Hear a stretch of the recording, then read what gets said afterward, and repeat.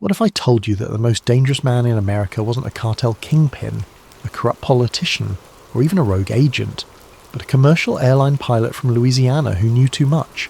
A man whose death was orchestrated not just by Colombian drug lords, but by the very government he served.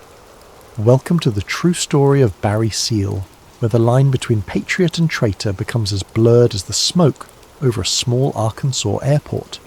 Don't forget to leave your video ideas in the comments below, and special thanks to Don Welsh 3 for suggesting this incredible story. If you enjoy these deep dives into conspiracy and mystery, make sure to like and subscribe to Sleep Theories for more content like this. Chapter 1. The Pilot with Secrets. The Boeing 707 cut through the Atlantic darkness like a silver needle threading through black silk. Captain Adler Berriman Seal, Barry to those who knew him, adjusted his headset and glanced at the instrument panel with the casual confidence of a man who had conquered the skies. It was 1971, and at 32 years old, Barry Seal was everything Trans World Airlines wanted in a pilot. Skilled, reliable, and seemingly above reproach. But appearances, as any good investigator knows, can be deceiving. 23 years after his violent death in a Baton Rouge parking lot, I found myself sifting through boxes of declassified documents, witness testimonies, and fragments of a story that the government would prefer remained buried. As a former intelligence consultant turned investigative journalist, I've learned to read between the redacted lines, to piece together truth from the shadows of half-told tales. Barry Seal's story begins not with drugs or cartels, but with a young man who possessed an almost supernatural ability to fly anything with wings. Born on July 16, 1939 in Baton Rouge, Louisiana, Seal seemed destined for the cockpit from childhood. By the time he joined TWA in 1964, he was already known among aviation circles as a pilot who could thread a jet through a thunderstorm and land it on a postage stamp. But even then, there were whispers. Flight attendant Patricia Morrison, now retired and living in Phoenix, still remembers those early years with crystal clarity. Barry was different from the other pilots, she told me during our phone interview last spring. He'd take routes that weren't on the flight plan, claiming weather or mechanical issues. Sometimes we'd land at these tiny airports I'd never heard of, and Barry would disappear for an hour or two. When he came back, he'd always have that look in his eyes, like he'd just pulled off something incredible. The first crack in Barry Seal's respectable facade came in 1972, when federal agents arrested him on charges of weapons smuggling. According to the case files I obtained through Freedom of Information Act requests, Seal had been allegedly involved in transporting high-powered rifles and explosives to anti-Castro Cuban exiles. The charges were serious enough to cost him his job at TWA, but here's where the story takes its first mysterious turn. The case simply vanished. No trial, no conviction, no explanation. James Hutchinson, a former federal prosecutor who worked on the case, broke his decades-long silence when I contacted him last year.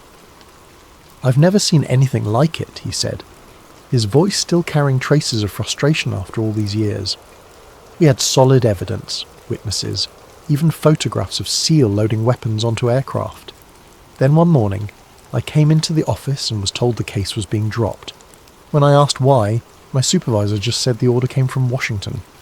The weapons charges disappeared, but they left behind something far more valuable to Barry Seal than his airline job: connections.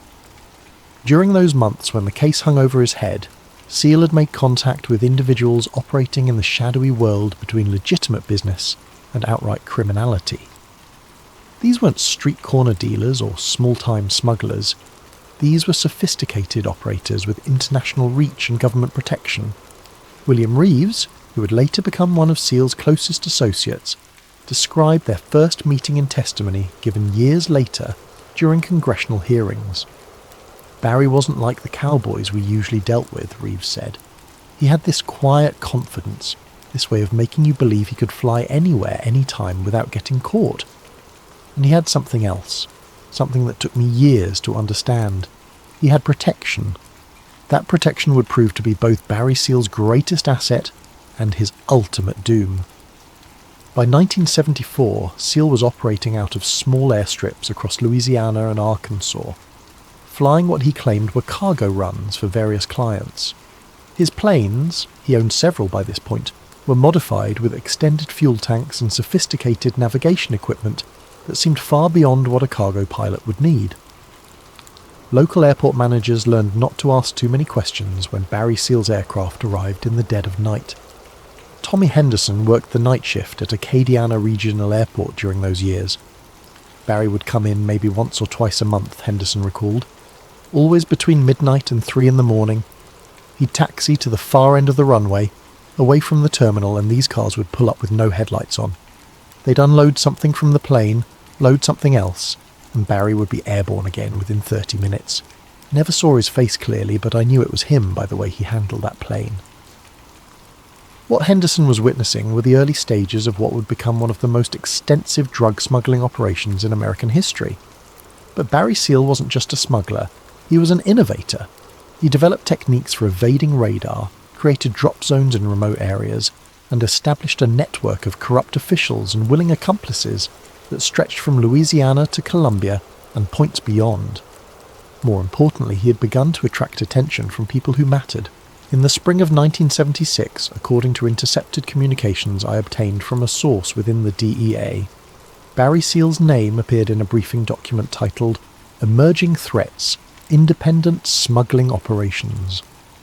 The document, heavily redacted but still revealing, described Seal as a person of interest with demonstrated capability for large-scale transportation operations, and noted his apparent immunity from successful prosecution.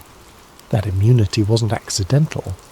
The truth, pieced together from dozens of interviews and hundreds of pages of documents, is that Barry Seal had become useful to people with far more power than any drug dealer. His skills as a pilot, his growing network of contacts, and his willingness to operate outside the law made him an ideal asset for operations that the United States government couldn't officially acknowledge. But usefulness, as Barry Seal would eventually learn, has an expiration date. Margaret Phillips worked as a secretary for a small law firm in Baton Rouge that occasionally handled Barry's legal affairs during the mid-1970s. She remembers him as polite, well-dressed, and always carrying a briefcase that he never let out of his sight.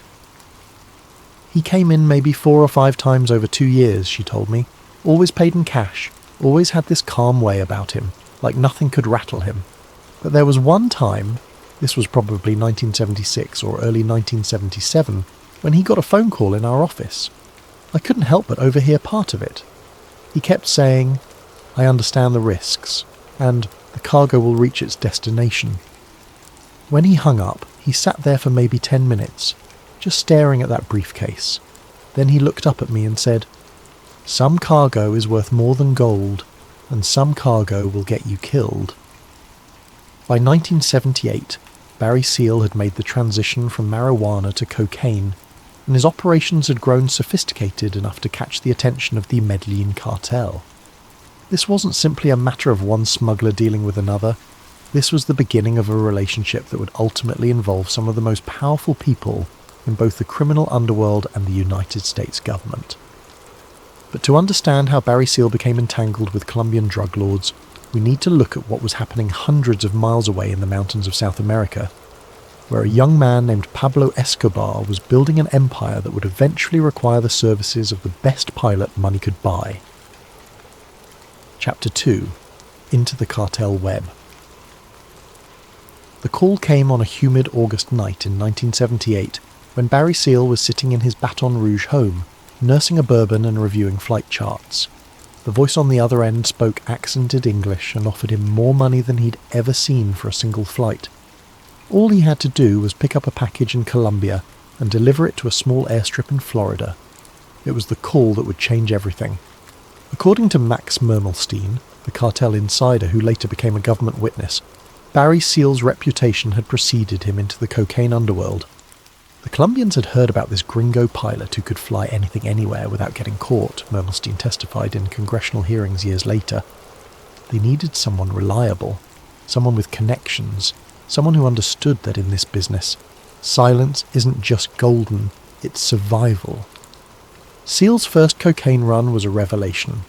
The profit margins were staggering, the risks seemingly manageable, and the Colombians proved to be professional, well-organised, and surprisingly sophisticated. This wasn't the chaotic criminal enterprise he'd expected. This was a business operation that happened to deal in illegal substances. Jorge Ochoa, one of the founding members of the Medellin cartel, would later describe Barry Seal as the most valuable pilot we ever employed, in testimony given during his own trial. Barry understood things that other smugglers did not, Ochoa said through an interpreter. He understood that success in this business requires more than just courage. It requires intelligence, preparation, and most importantly, protection from law enforcement. That protection was about to become crucial, because Barry Seal's activities had not gone unnoticed by federal authorities. In fact, they were counting on it. DEA agent Ernst Jacobson first encountered Barry Seal's name in a case file in early 1979. "We'd been tracking increased cocaine flights into Louisiana for months," Jacobson told me, during a lengthy interview at his home in Virginia. "The same aircraft tail numbers kept appearing in our surveillance reports, and they all traced back to one man. When we started digging into Barry Seal's background, we discovered something interesting. He had connections that went far beyond drug smuggling." What Jacobson had discovered were the first threads of a web that connected Barry Seal not just to Colombian drug cartels, but to intelligence agencies, covert operations, and political figures whose names still cannot be spoken aloud without generating controversy. The key to understanding Barry Seal's transformation from smuggler to government asset lies in events that were unfolding thousands of miles away in Central America. The Sandinista revolution in Nicaragua had created a crisis for American foreign policy, and the Reagan administration was looking for ways to support anti-communist forces without direct congressional approval or oversight. Enter Barry Seal. Former CIA operative Theodore Shackley, in testimony that remains partially classified to this day, described the recruitment of Barry Seal as an operation of necessity. According to Shackley, "We needed someone who could move freely throughout Central and South America, someone with established criminal contacts who could operate without raising suspicions. Seal wasn't just a drug smuggler, he was a resource." But becoming a resource for the United States government required Barry Seal to maintain his criminal credibility, which meant continuing his cocaine smuggling operations on an even larger scale. It was a devil's bargain that would eventually consume everyone involved. The transformation was gradual but inexorable. By 1980, Barry Seal was flying regular routes between Colombia and various locations throughout the American South. His aircraft, now a small fleet of modified planes, were equipped with sophisticated communication equipment and navigation systems that would have been impressive for a major airline, let alone a criminal operation. His base of operations had also evolved. While Seal maintained residences in Louisiana, his primary operational center had moved to a small airport in Mena, Arkansas, where he had established what appeared to be a legitimate aircraft maintenance and charter business. But Mena Intermountain Municipal Airport was far from legitimate. Russell Welch, an Arkansas State Police investigator who spent years documenting activities at Mena, described what he observed in a report that was buried by his superiors and only surfaced decades later through a leak. The level of aircraft activity at Mena was completely inconsistent with the airport's official capacity and purpose. We documented planes arriving at all hours, often without filing proper flight plans. We observed aircraft being modified with extended fuel tanks, sophisticated radar equipment, and cargo areas that had been stripped of standard seating configurations. What Welch was observing was the operational heart of Barry Seal's empire, but it was also something more, a nexus point where drug smuggling, arms dealing, and covert government operations intersected in ways that would have been unthinkable to most Americans. The beauty of the Mena operation, from Barry Seal's perspective, was its simplicity. Aircraft would arrive from South America carrying cocaine, which would be offloaded and distributed through existing criminal networks. The same aircraft would then be reloaded with weapons and supplies destined for Contra forces in Nicaragua, creating a self-funding cycle that required minimal direct government involvement. It was elegant, profitable, and completely illegal. But it was also exactly what certain elements within the Reagan administration wanted to see happen. Oliver North, the Marine colonel who would later become the public face of the Iran-Contra scandal, maintained in his private notes that Barry Seal was an asset of significant value to ongoing operations. North's notes, obtained through congressional subpoena, contain multiple references to Seal's activities and suggest a level of coordination between his smuggling operations and official government policy that should have terrified anyone with knowledge of the arrangement. The problem was that Barry Seal was becoming too visible, too successful, and too knowledgeable about operations that were supposed to remain secret. Former Contra leader Adolfo Calero, interviewed in 2009 shortly before his death, provided a chilling insight into Barry Seal's position within this shadow world. Barry knew everything: the routes, the contacts, the money flows, the government connections. He was invaluable, but he was also dangerous. In our business, men who know too much don't usually live to tell about it. By 1982, Barry Seal was at the height of his power and influence. His smuggling operations were generating millions of dollars per year. His intelligence value to the government had made him effectively immune from serious prosecution, and his position within the Medellin cartel had given him access to information about cocaine trafficking throughout the Americas. He was also, though he didn't know it yet, living on borrowed time. The first warning signs appeared in late 1982, when several of Barry Seal's associates were arrested in what appeared to be routine drug busts. But these weren't random law enforcement actions. They were surgical strikes designed to eliminate people who knew too much about operations that were becoming politically inconvenient. William Reeves, one of Seal's closest associates, narrowly avoided arrest when he failed to show up for a planned meeting in Miami. Barry called me that night, Reeves later testified. He said, "They're cleaning house, and we might be on the list." I asked him who they were, and he was quiet for a long time. Then he said, "The people who used to protect us." The writing was on the wall, but Barry Seal either couldn't see it or refused to believe it. He had spent years building relationships with government handlers who assured him of his value and protection. The idea that those same handlers might ultimately view him as a liability was apparently inconceivable to him. That blindness would prove fatal. In February 1983, federal agents arrested Barry Seal in Florida on charges related to methaqualone smuggling.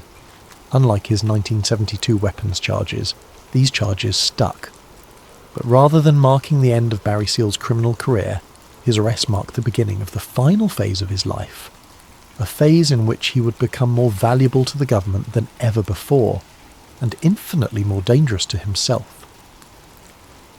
Chapter 3: The Agency Game.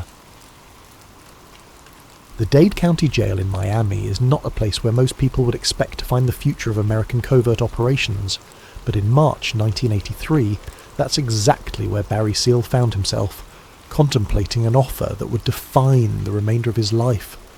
The offer came from DA agent Ernst Jacobson, but the authority behind it reached far beyond the Drug Enforcement Administration. "When we arrested Barry in Florida," Jacobson explained during our interview, "we thought we were closing the book on one of the biggest cocaine smugglers we'd ever encountered. What we discovered was that we'd actually opened a door into operations that were far more complex and politically sensitive than anything we'd imagined." The charges against Seal were serious: conspiracy to distribute methaqualone, conspiracy to import cocaine, and operating a continuing criminal enterprise.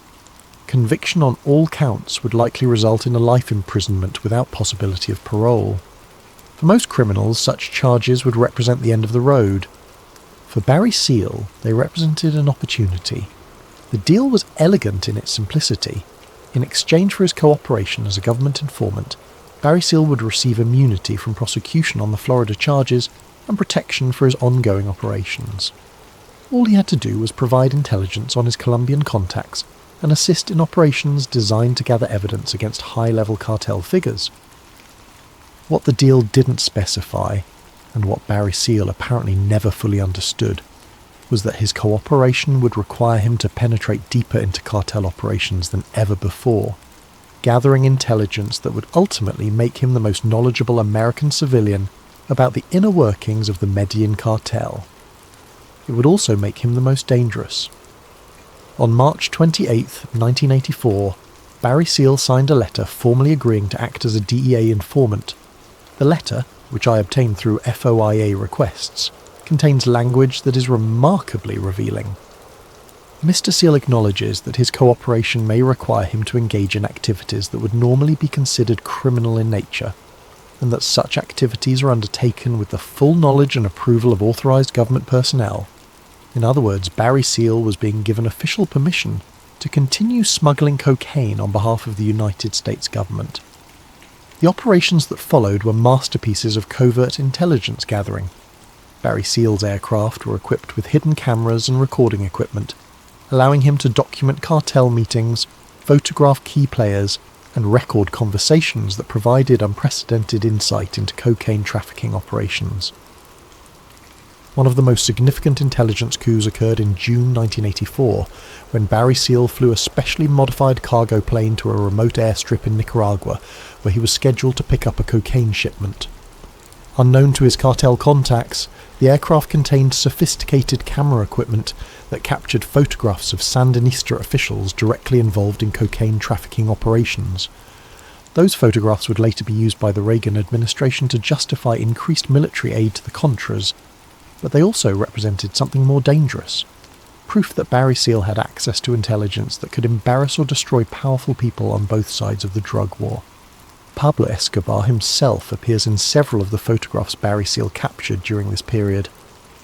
Former cartel accountant Oscar Navas, who later became a government witness, described the impact of Seal's intelligence gathering. Barry was like a ghost in our operations. He could go anywhere, photograph anyone, record any conversation. The amount of information he gathered was staggering, but so was the danger he represented to everyone involved. That danger was not lost on Barry Seal's government handlers, who began to realise that their asset had become almost too valuable to control and too knowledgeable to trust. The MENA, Arkansas operation during this period, reached levels of sophistication that would have impressed major international corporations. Barry Seal's aircraft maintenance facility was processing dozens of planes per month, installing specialised equipment, modifying cargo areas, and providing logistical support for operations that spanned 3 continents. But MENA was also becoming a liability.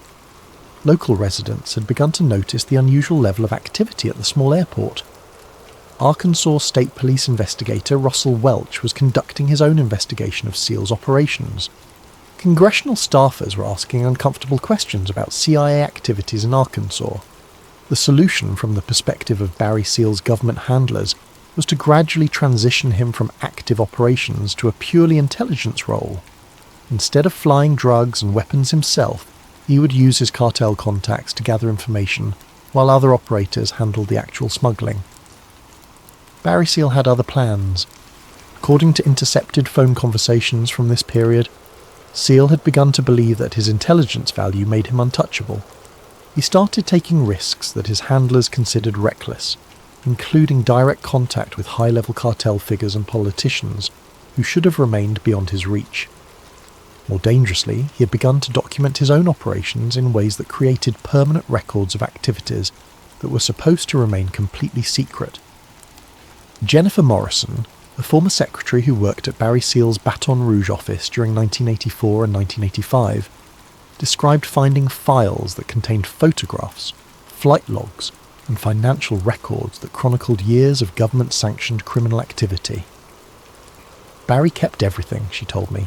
He had files on every flight, every contact, every payment. When I asked him why he kept such detailed records, he said, "Insurance. If something happens to me, these files are my life insurance policy." That insurance policy was about to become a liability for everyone involved in Barry Seal's operations.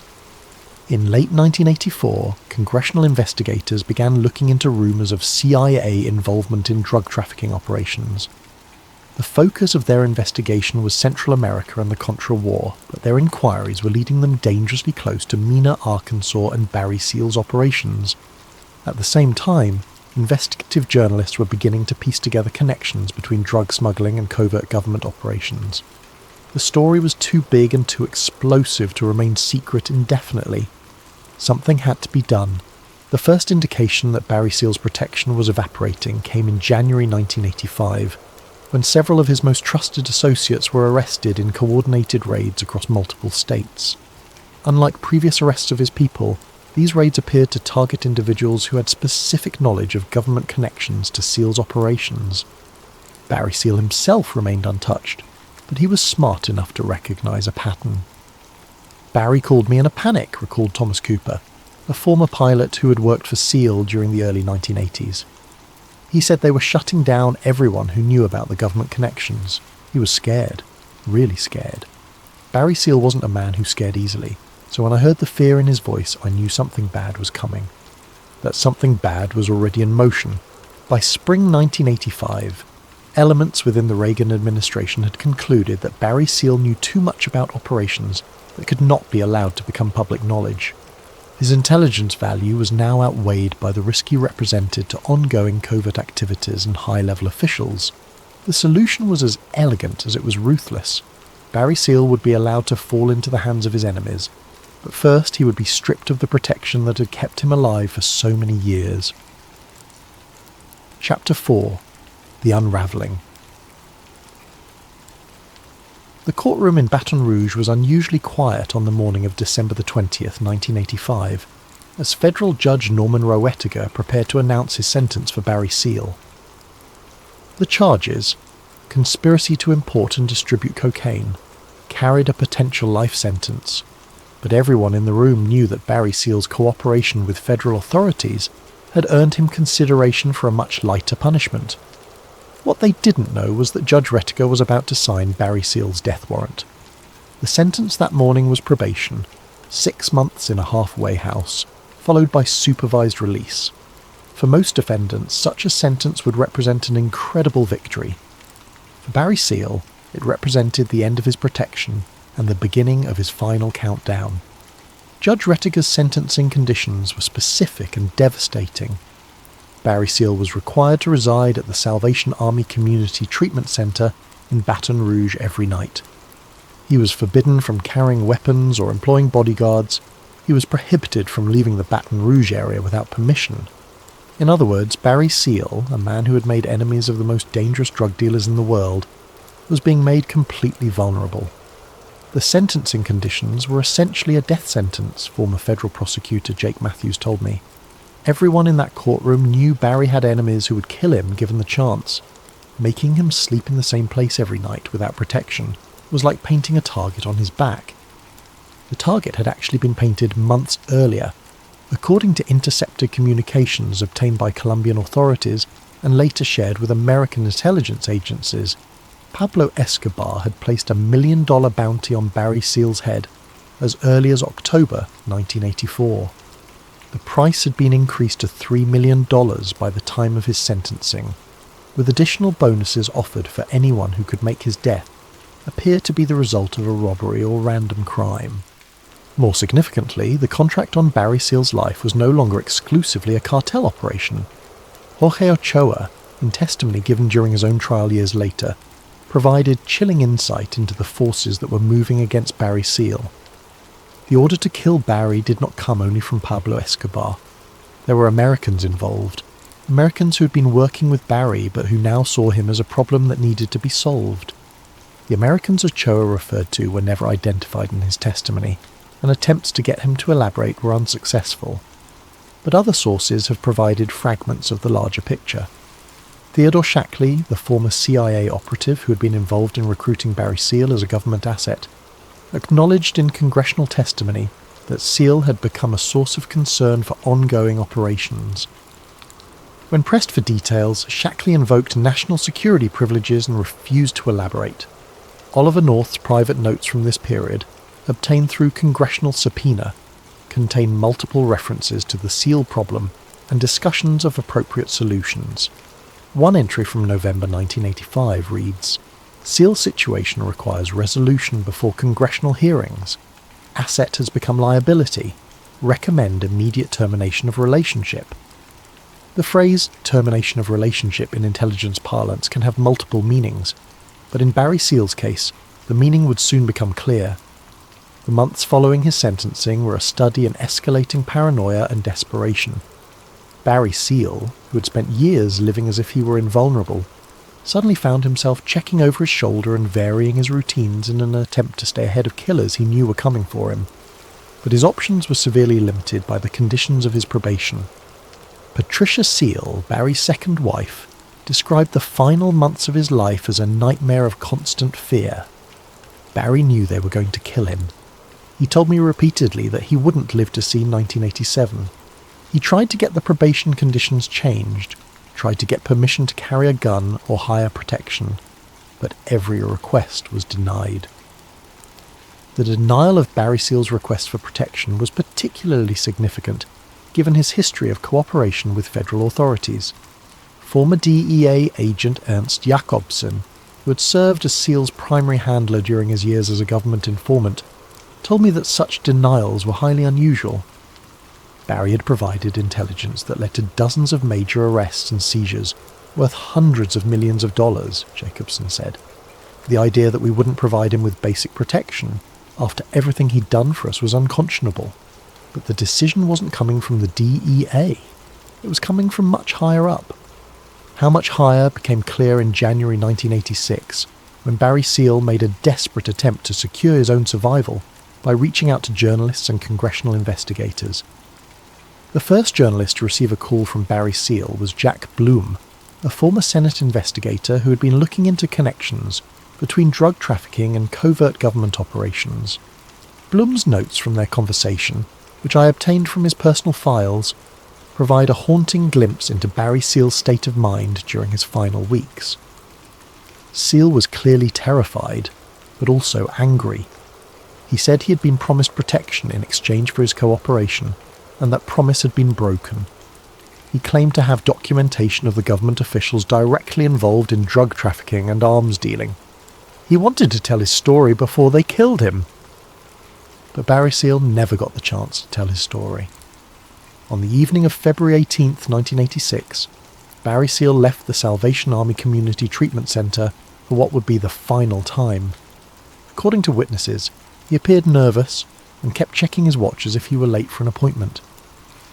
He drove to a shopping centre parking lot where he was scheduled to meet with probation officials the following morning.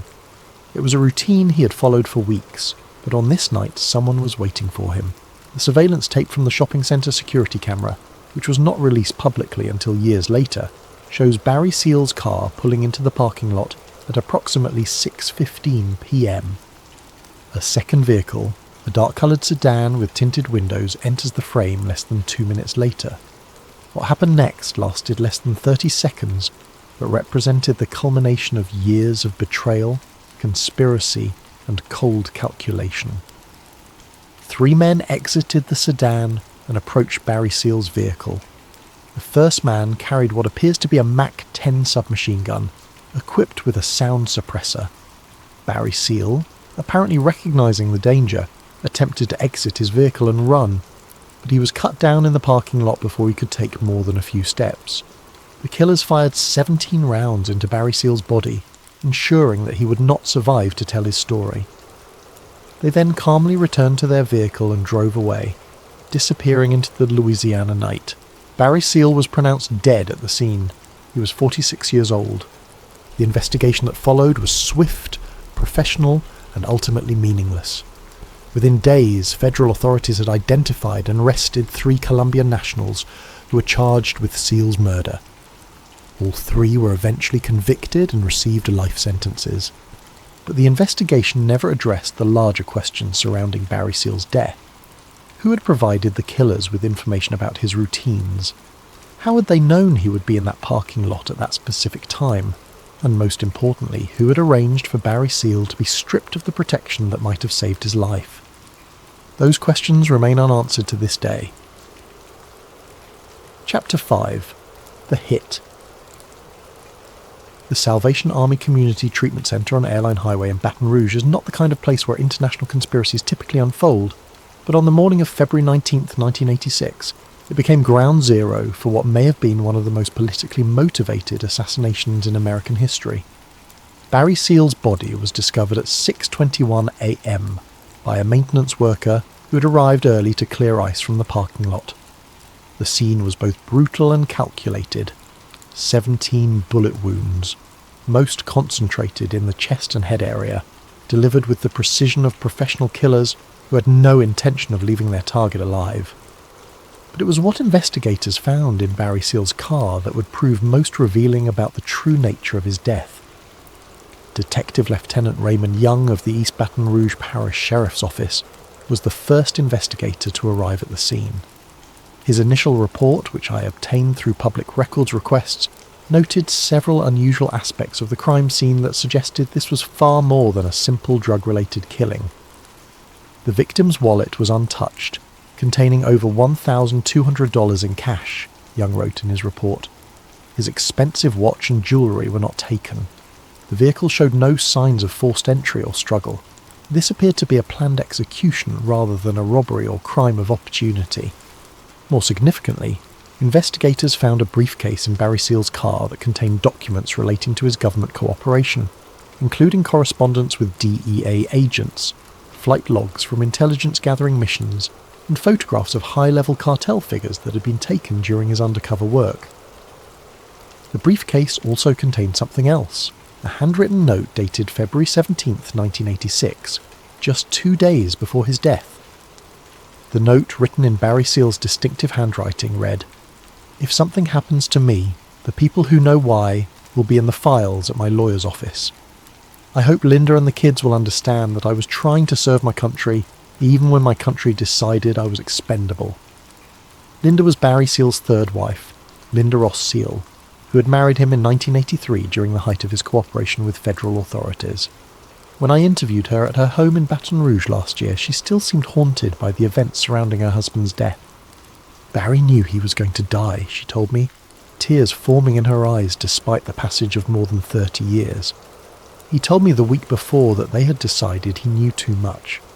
When I asked him who they were, he said, "The people who used to protect me."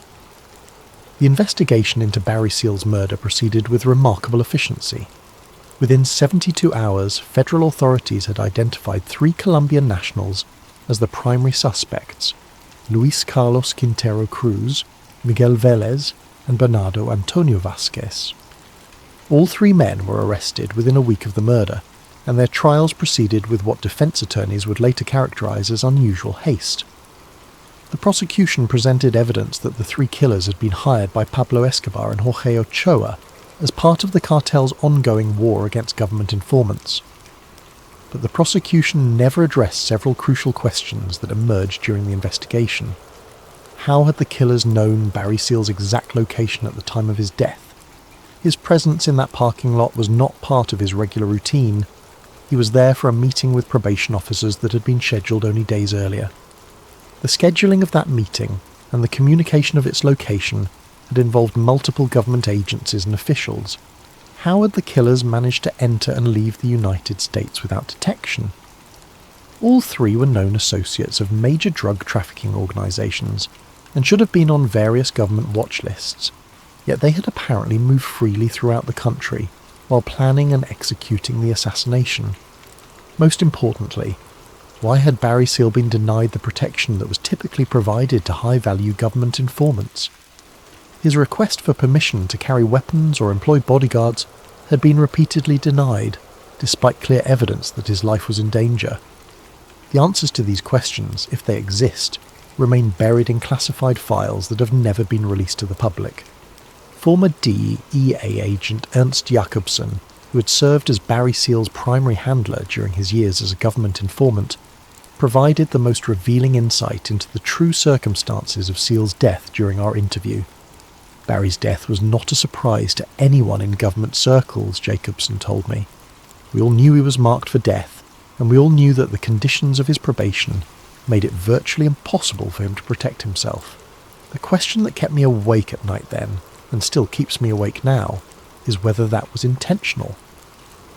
When I pressed Jacobson for clarification, he was quiet for a long moment before responding. Barry Seal knew things that could have destroyed careers, ended presidencies, and sparked constitutional crises. His death solved a lot of problems for a lot of powerful people. Draw your own conclusions. Those conclusions become even more troubling when viewed in the context of what happened after Barry Seal's death. The extensive files that Seal had maintained on his government cooperation, The insurance policy he had often mentioned to associates mysteriously disappeared in the days following his death. According to his secretary, Jennifer Morrison, federal agents arrived at Barry Seal's offices within hours of the murder and removed dozens of boxes of documents, computer equipment, and photographic materials.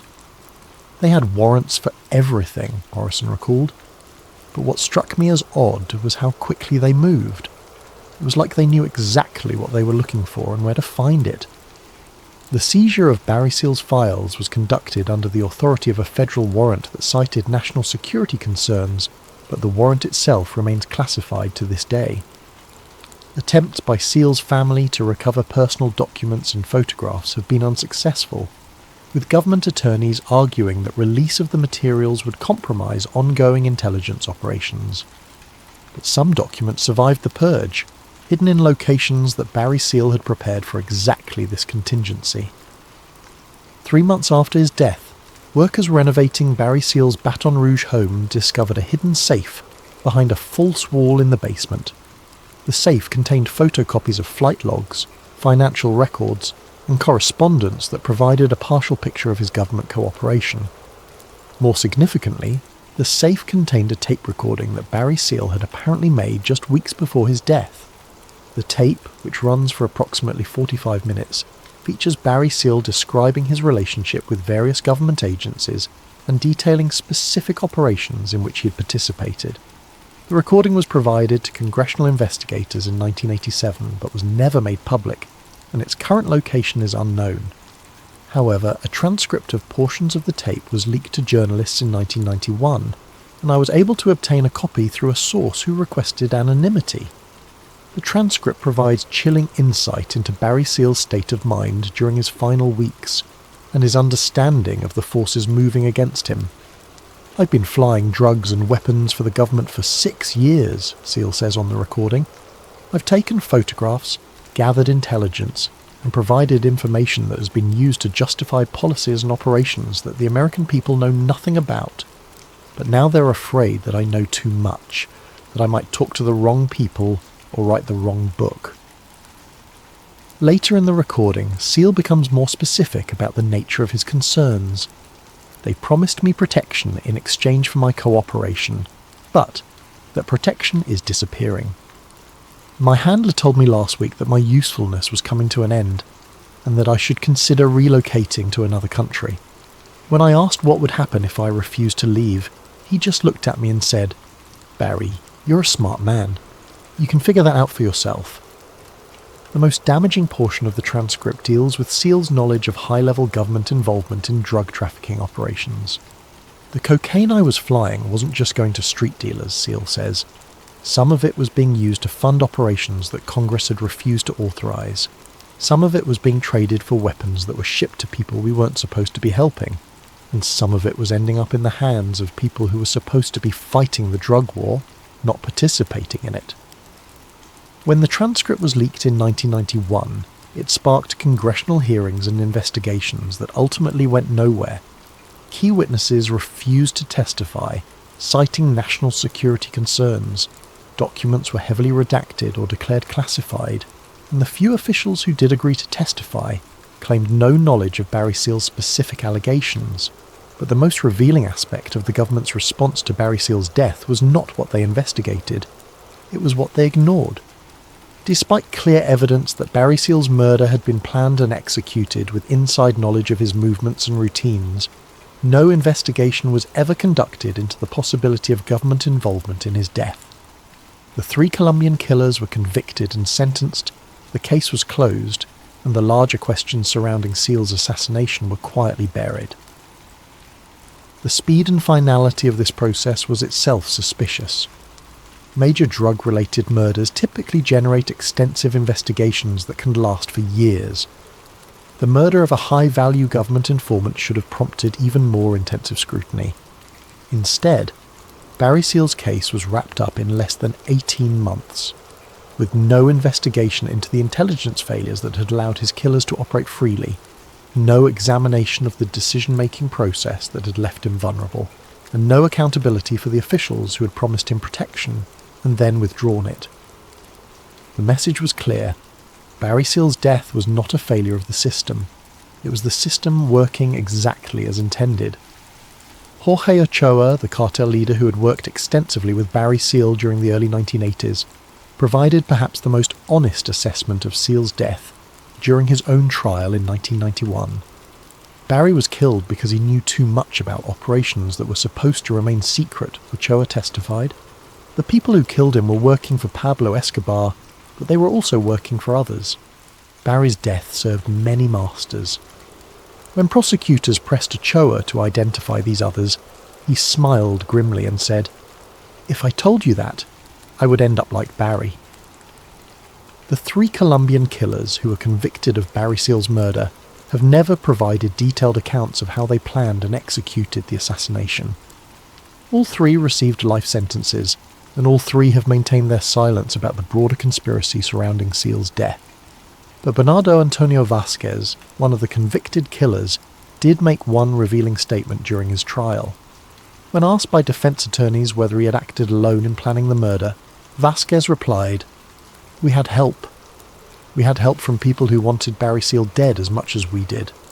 The identity of those helpers has never been established, and Vasquez has refused all subsequent interviews and requests for clarification." The official investigation into Barry Seal's murder concluded that he had been killed by cartel operatives seeking revenge for his cooperation with federal authorities. The case was closed, the killers were convicted, and the file was archived. But the real story of Barry Seal's death, the story of a government asset who became too dangerous to keep alive, remains untold in any official capacity. That story exists in fragments, in leaked documents, in off-the-record interviews with former intelligence operatives, in the testimony of cartel figures who have broken their silence years after the fact. Piecing these fragments together reveals a picture that is far more disturbing than the official narrative of a drug dealer killed by his former associates. It reveals the picture of a man who served his country faithfully, provided intelligence that advanced American interests around the world, and was ultimately sacrificed to protect the very officials and operations he had helped to support. Barry Seal's death was not the end of his story. It was the beginning of a cover-up that continues to this day. Chapter 6, The Aftermath and the Cover-Up. The headlines in the February 20th, 1986 edition of The Advocate, Baton Rouge's daily newspaper, were stark and simple. Drug smuggler slain in Baton Rouge. The accompanying article described Barry Seal as a convicted drug trafficker who had been killed by associates seeking revenge for his cooperation with federal authorities. It was a neat, simple narrative that explained nothing and concealed everything. Within hours of the newspaper's publication, phone calls were being made in Washington, D.C., Langley, Virginia, and other centres of government power. The callers were not expressing condolences for Barry Seal's death. They were coordinating a response designed to ensure that his death would be quickly forgotten and that the larger story of his government connections would never see the light of day. The coordination was remarkable in its efficiency and scope. Within a week of Barry Seal's murder, key documents relating to his government cooperation began disappearing from official files. Flight logs that had documented his intelligence-gathering missions were reclassified or destroyed. Correspondence between Seal and his government handlers was transferred to classified archives that remain sealed to this day. Most importantly, the extensive photographic and audio evidence that Seal had gathered during his undercover work was either destroyed or buried so deeply within the intelligence community that it might as well have been destroyed.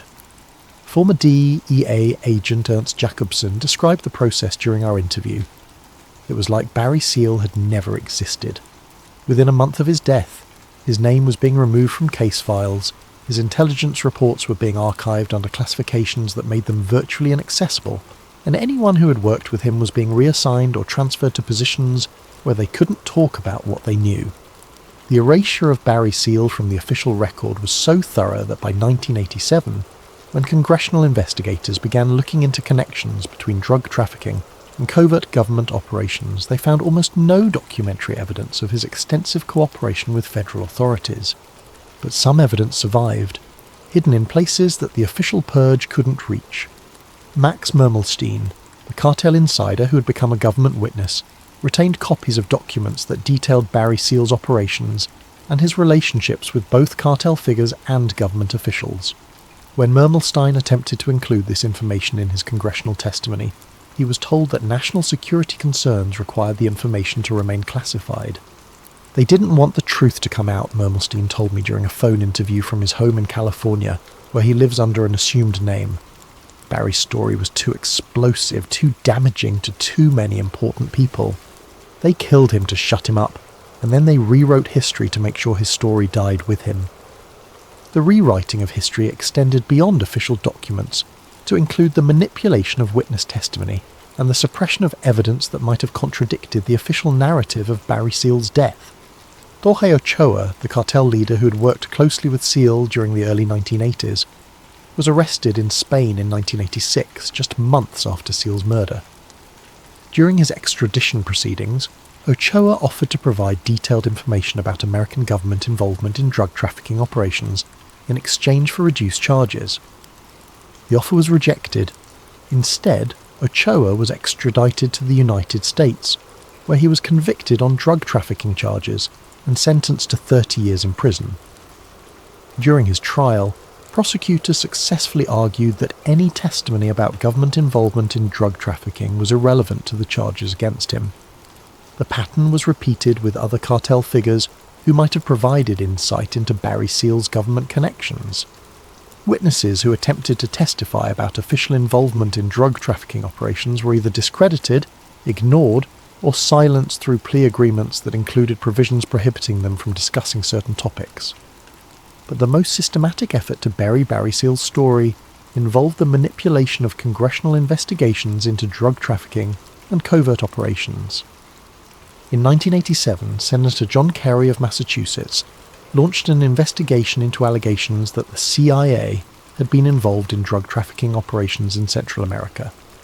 The Kerry Committee, as it became known, had subpoena power and access to classified documents that might have shed light on Barry Seal's role in these operations. Instead, the committee's investigation was systematically frustrated by government agencies that claimed national security privileges, provided heavily redacted documents, or simply refused to cooperate. Jack Blum, who served as chief counsel to the Kerry Committee, described the obstacles they encountered. Every time we got close to Barry Seal's story, we ran into a wall. Witnesses would suddenly become unavailable, documents would be reclassified, and officials who had previously been cooperative would claim they couldn't remember details of operations they had supervised for years.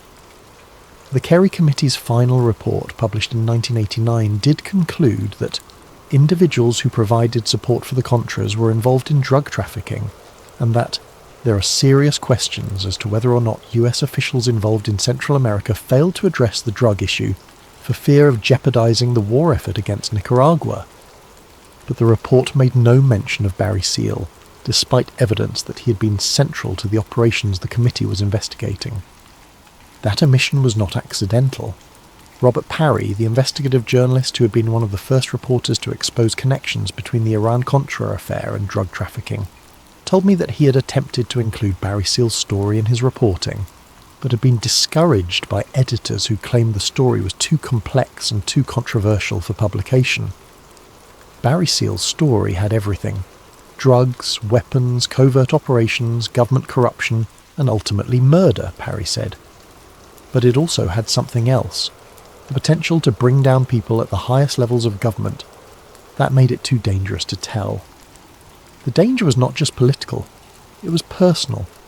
Several journalists and investigators who had attempted to pursue Barry Seal's story during the late 1980s and early 1990s reported receiving threats, being followed, and experiencing break-ins at their homes and offices.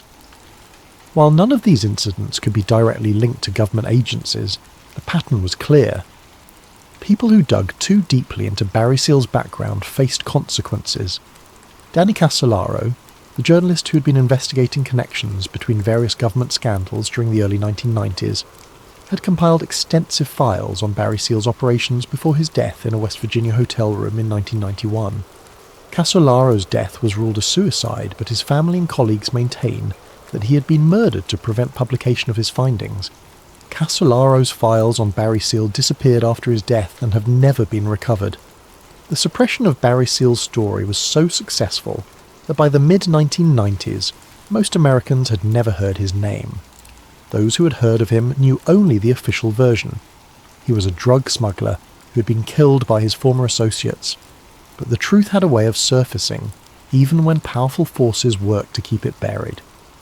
In 1996, investigative journalist Gary Webb published a series of articles in the San Jose Mercury News that exposed connections between CIA-backed Contra forces and cocaine trafficking in Los Angeles. The series, titled Dark Alliance, sparked national controversy and congressional hearings that led to new investigations of government involvement in drug trafficking. Barry Seal's name appeared prominently in Webb's reporting, and for the first time since his death, the public began to learn about his role as a government asset who had been killed after outliving his usefulness. The response was swift and devastating. Webb faced intense criticism from other journalists, government officials and intelligence agencies.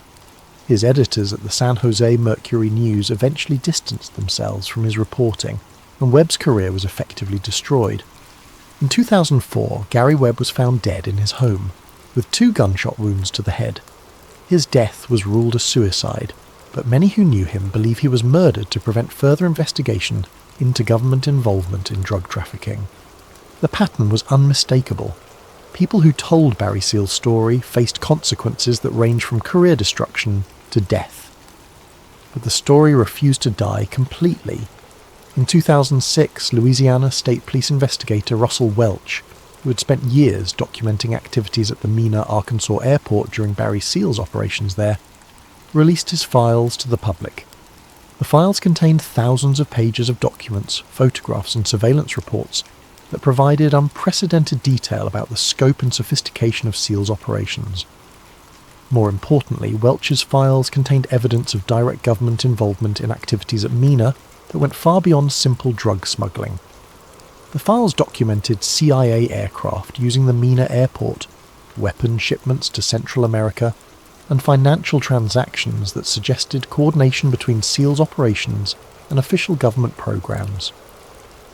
The release of Welch's files sparked renewed interest in Barry Seal's story, but it also demonstrated how thoroughly the official record had been sanitized.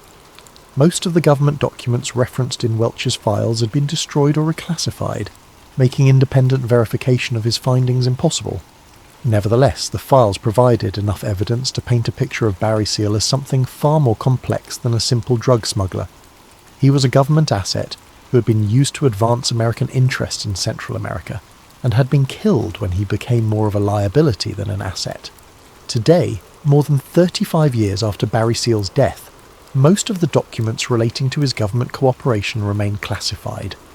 Requests for declassification have been consistently denied, with government attorneys arguing that release of the documents would compromise ongoing intelligence operations and endanger the lives of people who had worked with Seal.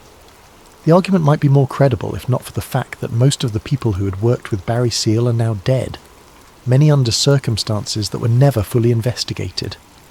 Oliver North, who had been central to the Iran-Contra operations that overlapped with Seal's activities, has consistently refused to discuss Seal's role in those operations. When I attempted to contact North for this investigation, his representatives said he had no comment on matters relating to classified operations. Theodore Shackley, the former CIA operative who had been involved in recruiting Seal as a government asset, died in 2002 without ever providing a full account of Seal's role in covert operations.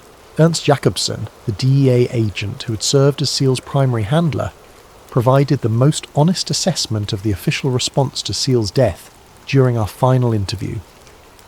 They killed Barry to shut him up, and then they killed his story to cover their tracks. It worked.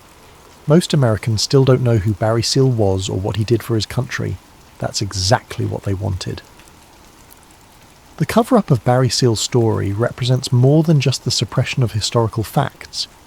It represents the systematic burial of evidence about government operations that violated both American law and democratic principles.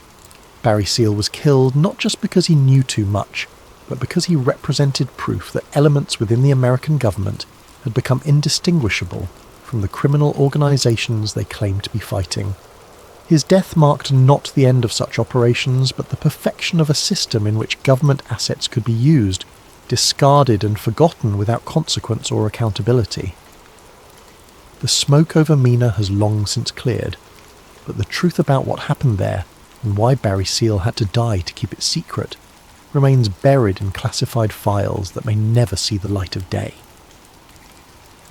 Epilogue: The Questions That Remain. As I sit in my study, surrounded by boxes of documents, transcripts and photographs that chronicle the life and death of Barry Seal, I am struck by the profound implications of his story for our understanding of American democracy and the rule of law. Barry Seal was many things: a skilled pilot, a successful criminal, a government asset, and ultimately a victim of the very system he had served. But perhaps most importantly, he was a man who knew too much about operations that were never supposed to become public knowledge. His death in that Baton Rouge parking lot was not simply the result of a drug deal gone bad or cartel revenge. It was the inevitable conclusion of a conspiracy that reached into the highest levels of American government. The evidence, while fragmentary and often heavily redacted, paints a clear picture. Barry Seal was killed because he possessed knowledge that could have destroyed careers, ended presidencies, and sparked constitutional crises. His murder was not a failure of government protection. It was government protection working exactly as intended, protecting the system rather than the individual. But Barry Seal's story raises questions that extend far beyond his individual fate. If the American government was willing to sacrifice a cooperative asset to protect its secrets, what other operations remain hidden? How many other Barry Seals have lived and died in the shadows, their stories buried alongside the evidence of their government service?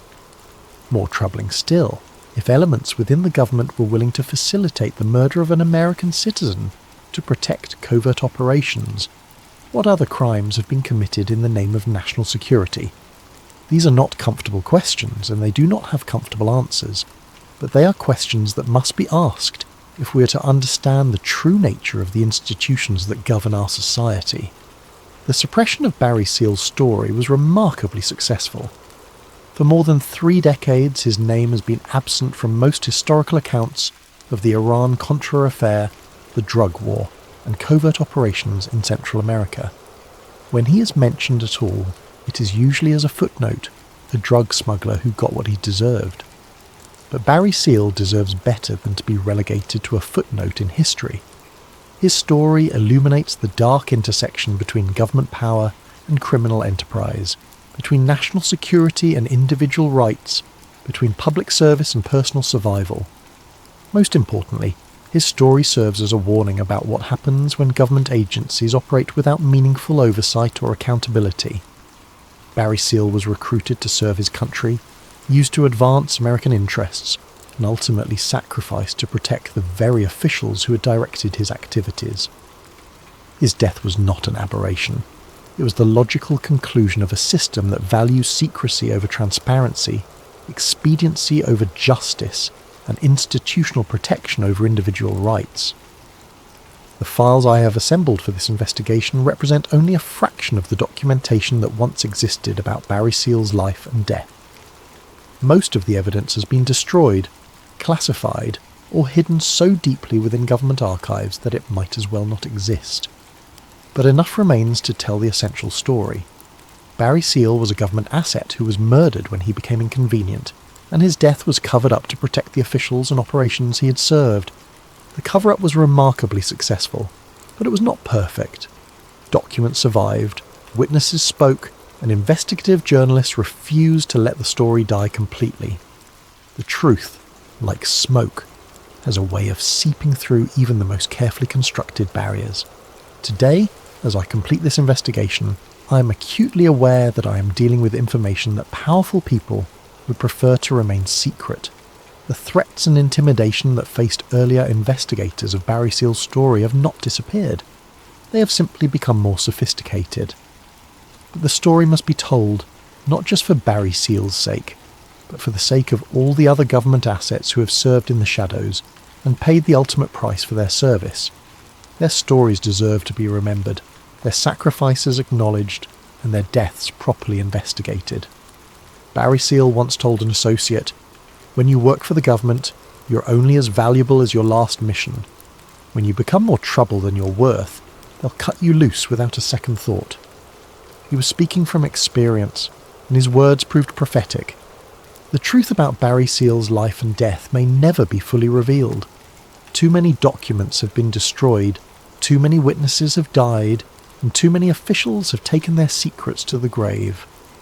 But enough evidence remains to draw some conclusions. Barry Seal was a patriot who served his country faithfully, a criminal who operated with government sanction, and ultimately a victim of the very system he had helped to create.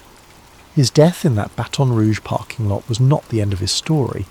It was the beginning of a cover-up that continues to this day. The smoke over Mina has cleared, but the questions raised by Barry Seal's life and death remain as relevant today as they were 35 years ago. How many other government assets have been sacrificed to protect official secrets?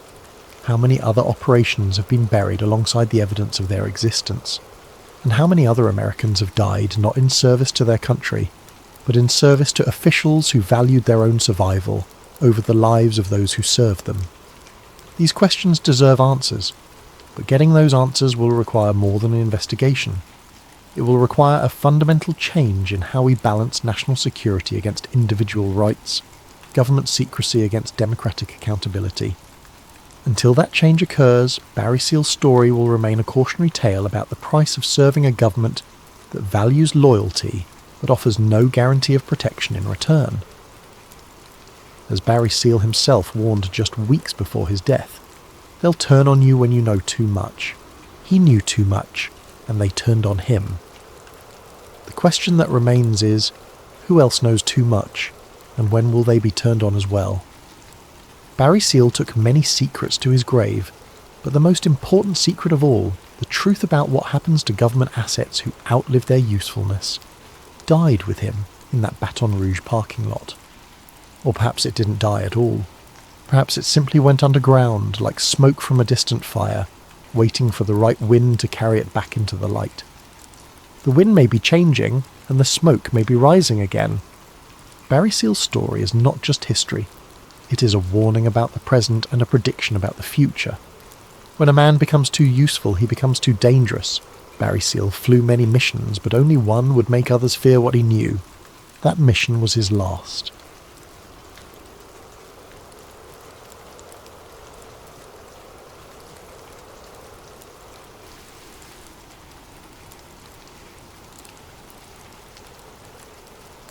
Have you ever wondered why ancient monuments across the globe seem to align with mathematical precision?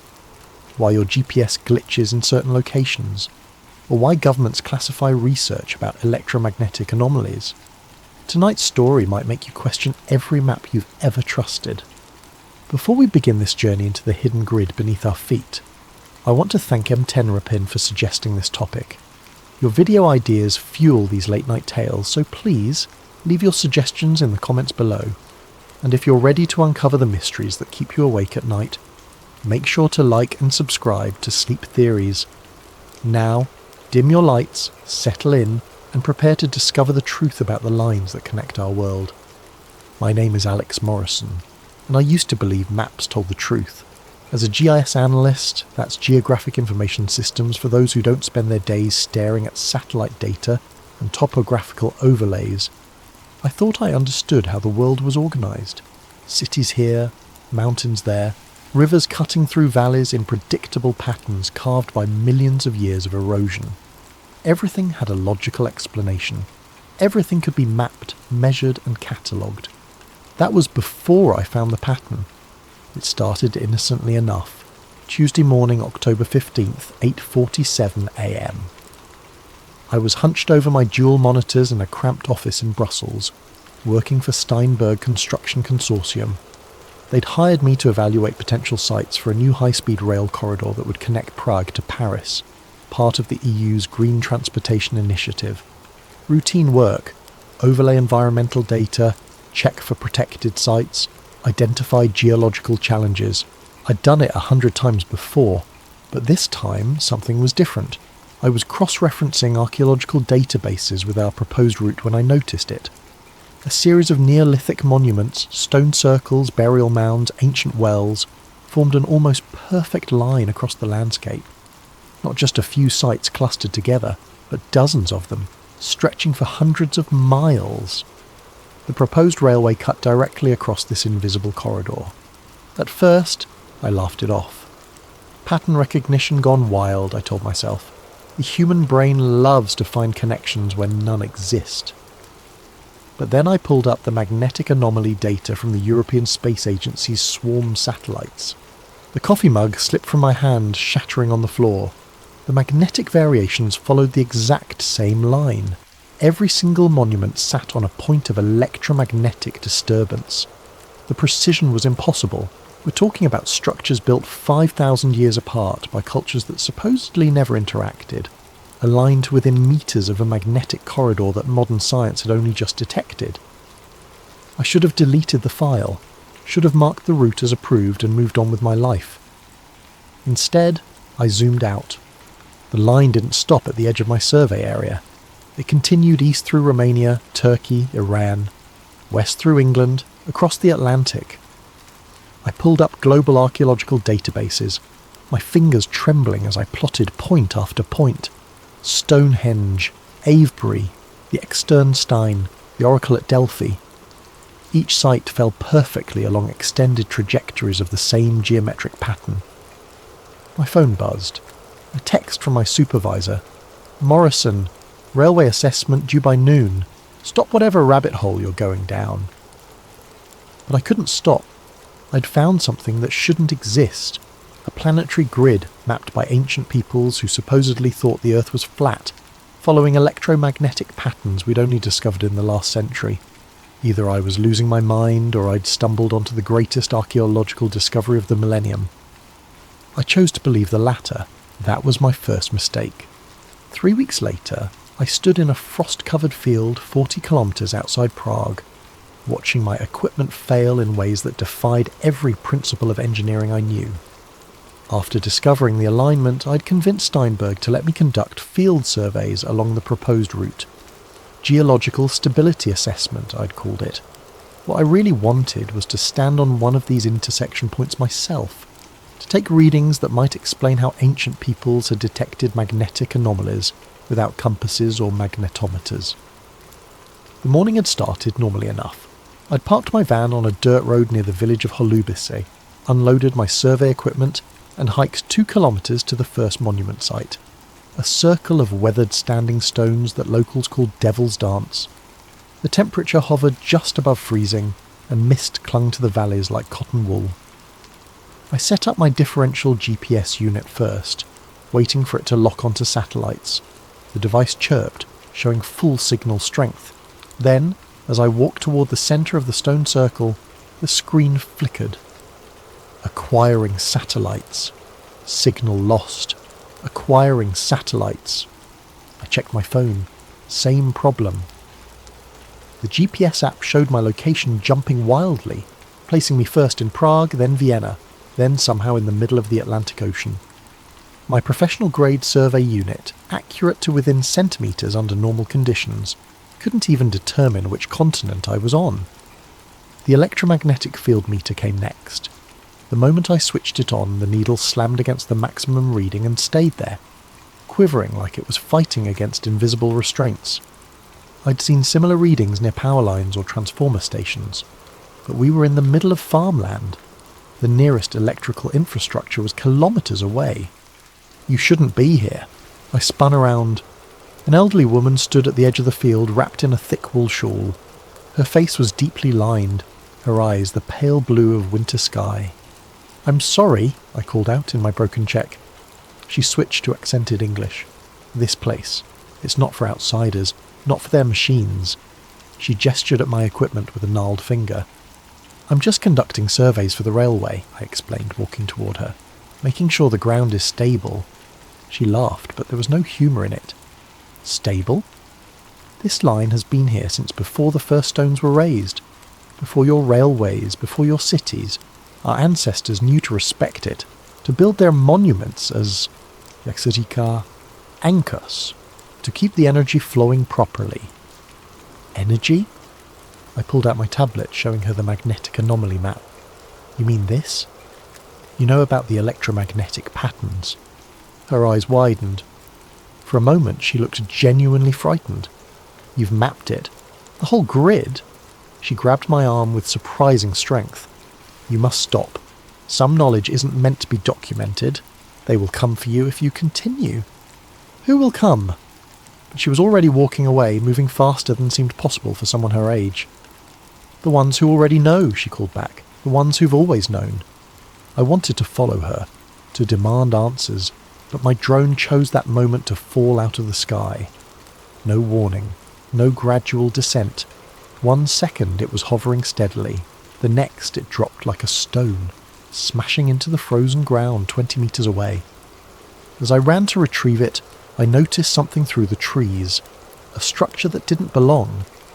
Hidden behind a thick stand of pines was a concrete building, brutalist in design, with narrow windows like suspicious eyes.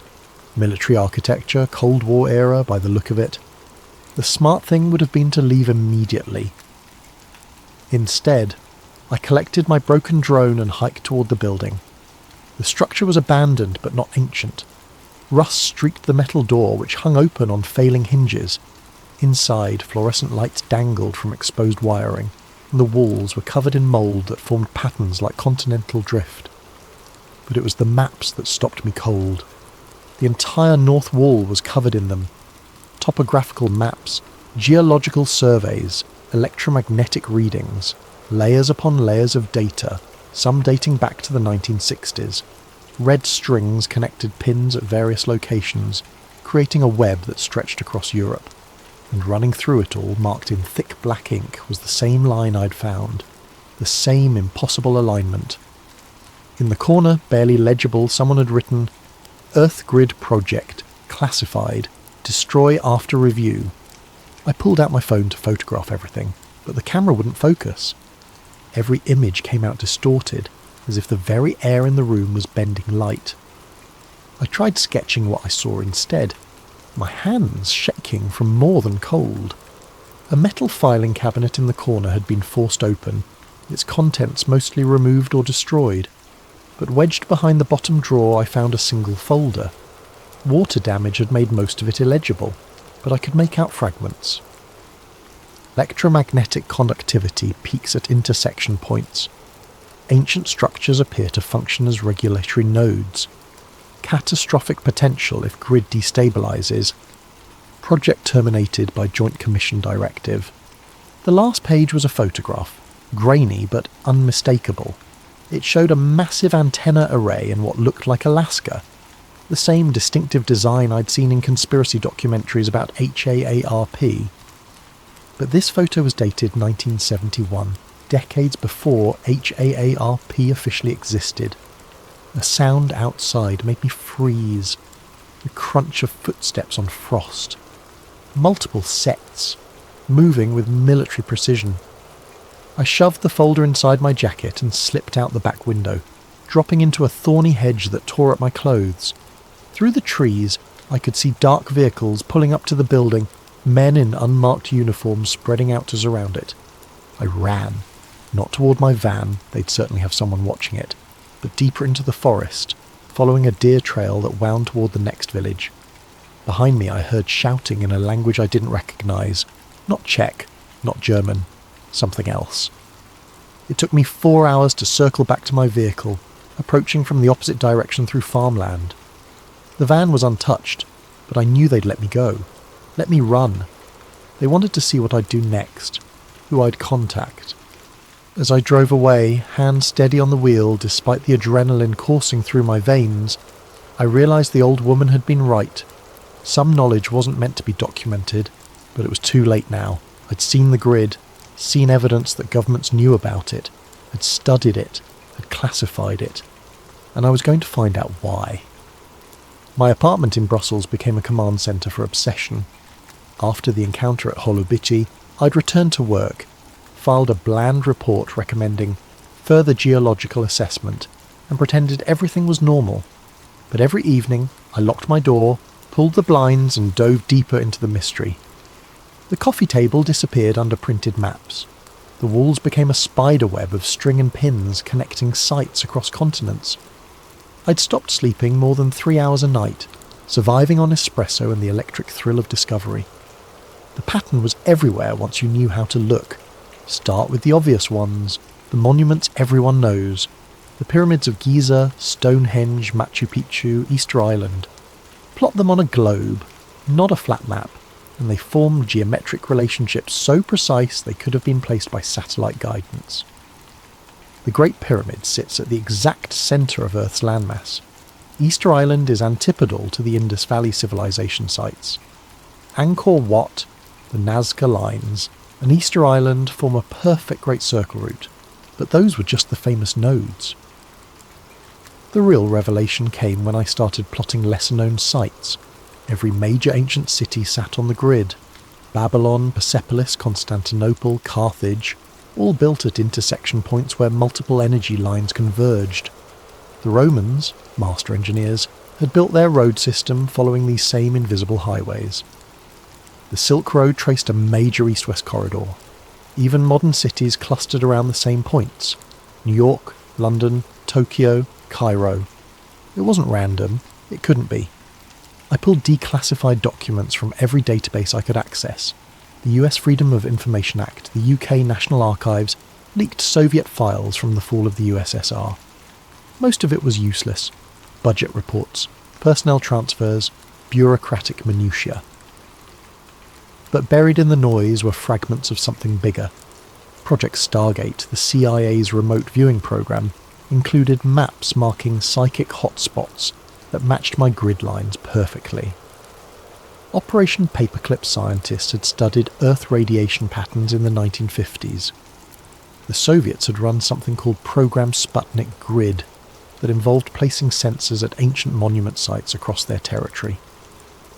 The most intriguing find came from a 1962 Canadian military report about the construction of the DEW line, the distant early warning radar system across the Arctic.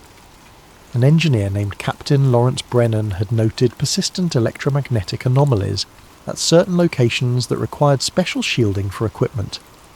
His proposed sites for radar stations, plotted on my grid, formed a perfect arc along a major ley line. But the document that changed everything was a leaked memo from 1997, source unknown, that had circulated on conspiracy forums before being scrubbed from most of the internet. I found it cached on an obscure Russian server. 2. Joint Chiefs Special Projects Division Aura. Earth grid stability concerns.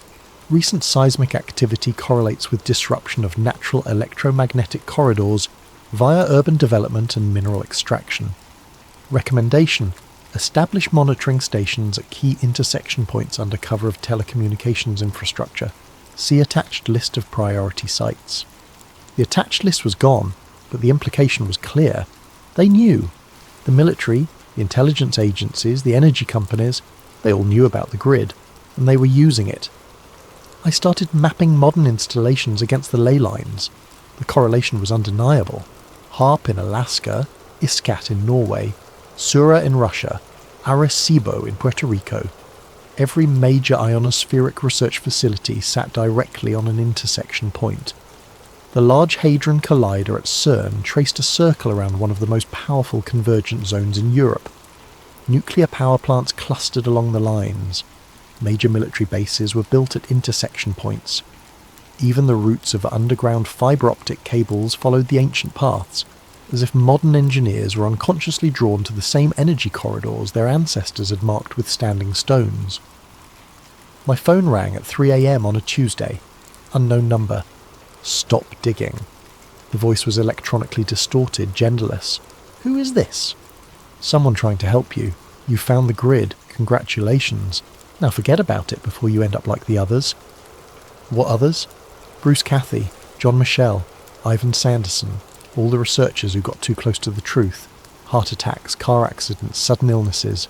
Very convenient. My blood chilled. I knew those names. Independent researchers from the 60s and 70s who'd written about Earth energy grids.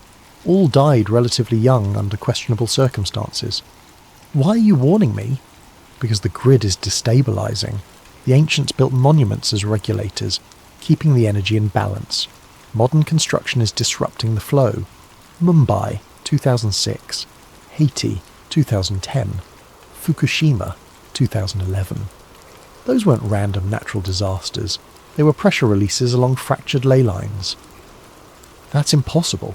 Electromagnetic fields don't cause earthquakes. The voice laughed, bitter and electronic. The electromagnetic fields are just what we can measure. The grid is deeper than that. It's the planet's nervous system, its circulation, and we're giving it a stroke, one skyscraper at a time. Then we need to warn people. With what evidence? Mystical energy lines, ancient wisdom. You'll be dismissed as a crackpot. Unless ... The voice paused. Unless you can prove the energy is real, measurable, usable. How? Return to the grid, not with standard equipment. That's designed to filter out the frequencies you need to detect. Build your own sensor. Copper coils, crystal oscillators, very specific specifications. I'm sending you the plans now. My laptop pinged with an encrypted file. One more thing, the voice said. When you record the surge, you'll have about 6 hours before they track the signature back to you. Use that time wisely. The line went dead. I opened the file. The schematic looked like something Tesla might have designed after a fever dream. Multiple copper coils in a complex geometric arrangement, connected to crystal oscillators and frequency analyzers. The materials list was surprisingly mundane. Everything available from electronic suppliers. It took me 3 days to build it, working in secret in a rented storage unit outside the city. The device looked like abstract art more than scientific equipment, all gleaming copper spirals and crystal matrices. But when I powered it on, every LED lit up green. It was detecting something. Now I just had to be crazy enough to test it. The academic forum was my first mistake. Well, second, if you count building the sensor, but hubris makes fools of us all, and I needed someone, anyone, to verify I wasn't losing my mind. GeoAnomalies.net was a small community, mostly graduate students and professional geologists sharing unusual findings. I created a throwaway account and posted a conservative summary. Electromagnetic anomalies correlating with ancient monument placement, seeking peer review. I attached 3 images, my overlay map of European sites, a graph showing magnetic field fluctuations, and 1 photo from the abandoned military outpost with the classified stamps carefully cropped out. Within an hour, I had 2 responses. A geology professor from Munich confirmed similar observations near Bronze Age sites. A student from Oxford posted links to academic papers about telluric currents, natural electrical currents that flow through the Earth's crust. Then, 90 minutes after posting, my thread vanished. Not deleted with a removed by moderator message. Gone, like it had never existed. The cached version on Google disappeared. The other users who'd responded found their comments erased from their own post histories. My laptop screen flickered. The chat window opened without my input. Admin. Your recent activity has been flagged for review. Me. What activity? Who is this? Admin. Consider this a courtesy warning. Cease your current research immediately. Me. Or what? Admin. Or we stop being courteous. The chat window closed itself. When I tried to screenshot the conversation, my laptop blue-screened. It took 20 minutes to restart, and when it did, my hard drive had been wiped. Not formatted, wiped. Every sector overwritten with random data multiple times. A technique that made recovery impossible. Thank God for cloud backups, I thought, logging into my secure server. Empty. 3 years of research. Gone. Even my email accounts had been purged. I still had physical copies of the most important findings, hidden in a safety deposit box across town. But the message was clear. They could reach me anywhere, any time. The next morning I arrived at work to find my keycard deactivated. Security escorted me to a conference room where my supervisor, Mr. Steinberg himself, sat with 2 people I'd never seen before. A woman in a severe black suit and a man who looked like he'd been carved from granite, both with a kind of posture that screamed military. Alex, Steinberg began, sweating despite the air conditioning. These representatives from the European Infrastructure Security Division have some concerns about your recent surveys. I'd never heard of the European Infrastructure Security Division. I doubted it existed on any official registry. The woman smiled without warmth. Mr. Morrison, your work on the railway project has been exemplary. However, we've noticed some unusual patterns in your research that fall outside the project's scope. I'm thorough, I said. I investigate all factors that might affect construction, including archaeological sites hundreds of kilometres from the proposed route. The man's accent was impossible to place, including electromagnetic phenomena that have no bearing on rail safety. I believe they do have bearing. What you believe is irrelevant. The woman pulled out a tablet showing my deleted forum post. Discussing classified military research on public forums is a serious offence. Classified? I found those maps in an abandoned... Mr. Morrison... Her voice could have frozen helium. You're being terminated from this project, effective immediately. Your severance package is generous, contingent on signing this NDA. She slid a document across the table. You'll cease all research related to electromagnetic anomalies, ancient monuments, or what you call ley lines. Any violation will result in prosecution under the European Security Act. I looked at Steinberg. He wouldn't meet my eyes. And if I refuse? The man leaned forward. Your visa expires in 6 weeks. Your bank accounts are already frozen pending investigation of potential fraud. Your academic credentials are under review. Would you like me to continue? The threat was clear. Sign and walk away with something or lose everything and possibly face imprisonment. I signed. They confiscated my company laptop, my access badges, even my parking pass. The woman handed me a business card with no name, just a phone number. If you remember any details you'd like to share about your research, call this number. We reward cooperation. I was escorted out of the building like a criminal, my colleagues staring as security watched me pack my desk. The personal items fit in a single cardboard box, a coffee mug, some photos, a stress ball shaped like Earth. They even checked those before letting me leave. On the tram ride home, I noticed the man 3 seats back. Grey coat, newspaper held too high, wearing sunglasses despite the overcast sky. When I got off 2 stops early, he followed. When I ducked into a cafe, he positioned himself across the street. They were watching me. Fine, let them watch. That night I made a decision. If they wanted to threaten me, surveil me, erase my work, they'd already shown their hand. Whatever was hidden in the Earth's electromagnetic grid was important enough to destroy careers over, which meant it was important enough to risk everything to expose. I had one advantage. The sensor I'd built was hidden in the storage unit, registered under a false name paid in cash. They didn't know about it yet. The anonymous contact had said I'd have 6 hours after recording the surge before they tracked it. 6 hours to gather proof and upload it somewhere they couldn't reach. I started planning. The winter solstice seemed appropriate. December 21st, the longest night of the year, when ancient monuments worldwide align with celestial events. If the Earth's energy grid responded to cosmic cycles, this would be the night to prove it. I chose a site carefully, the intersection of 3 major ley lines near Carnac in Brittany, France.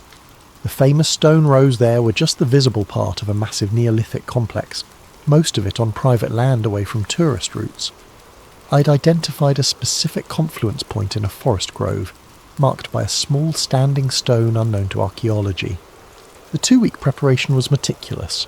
I withdrew cash gradually, never more than €200 at a time, bought a used van with fake registration, gathered camping equipment, emergency supplies, and most importantly a satellite internet transmitter that could upload directly to multiple servers simultaneously.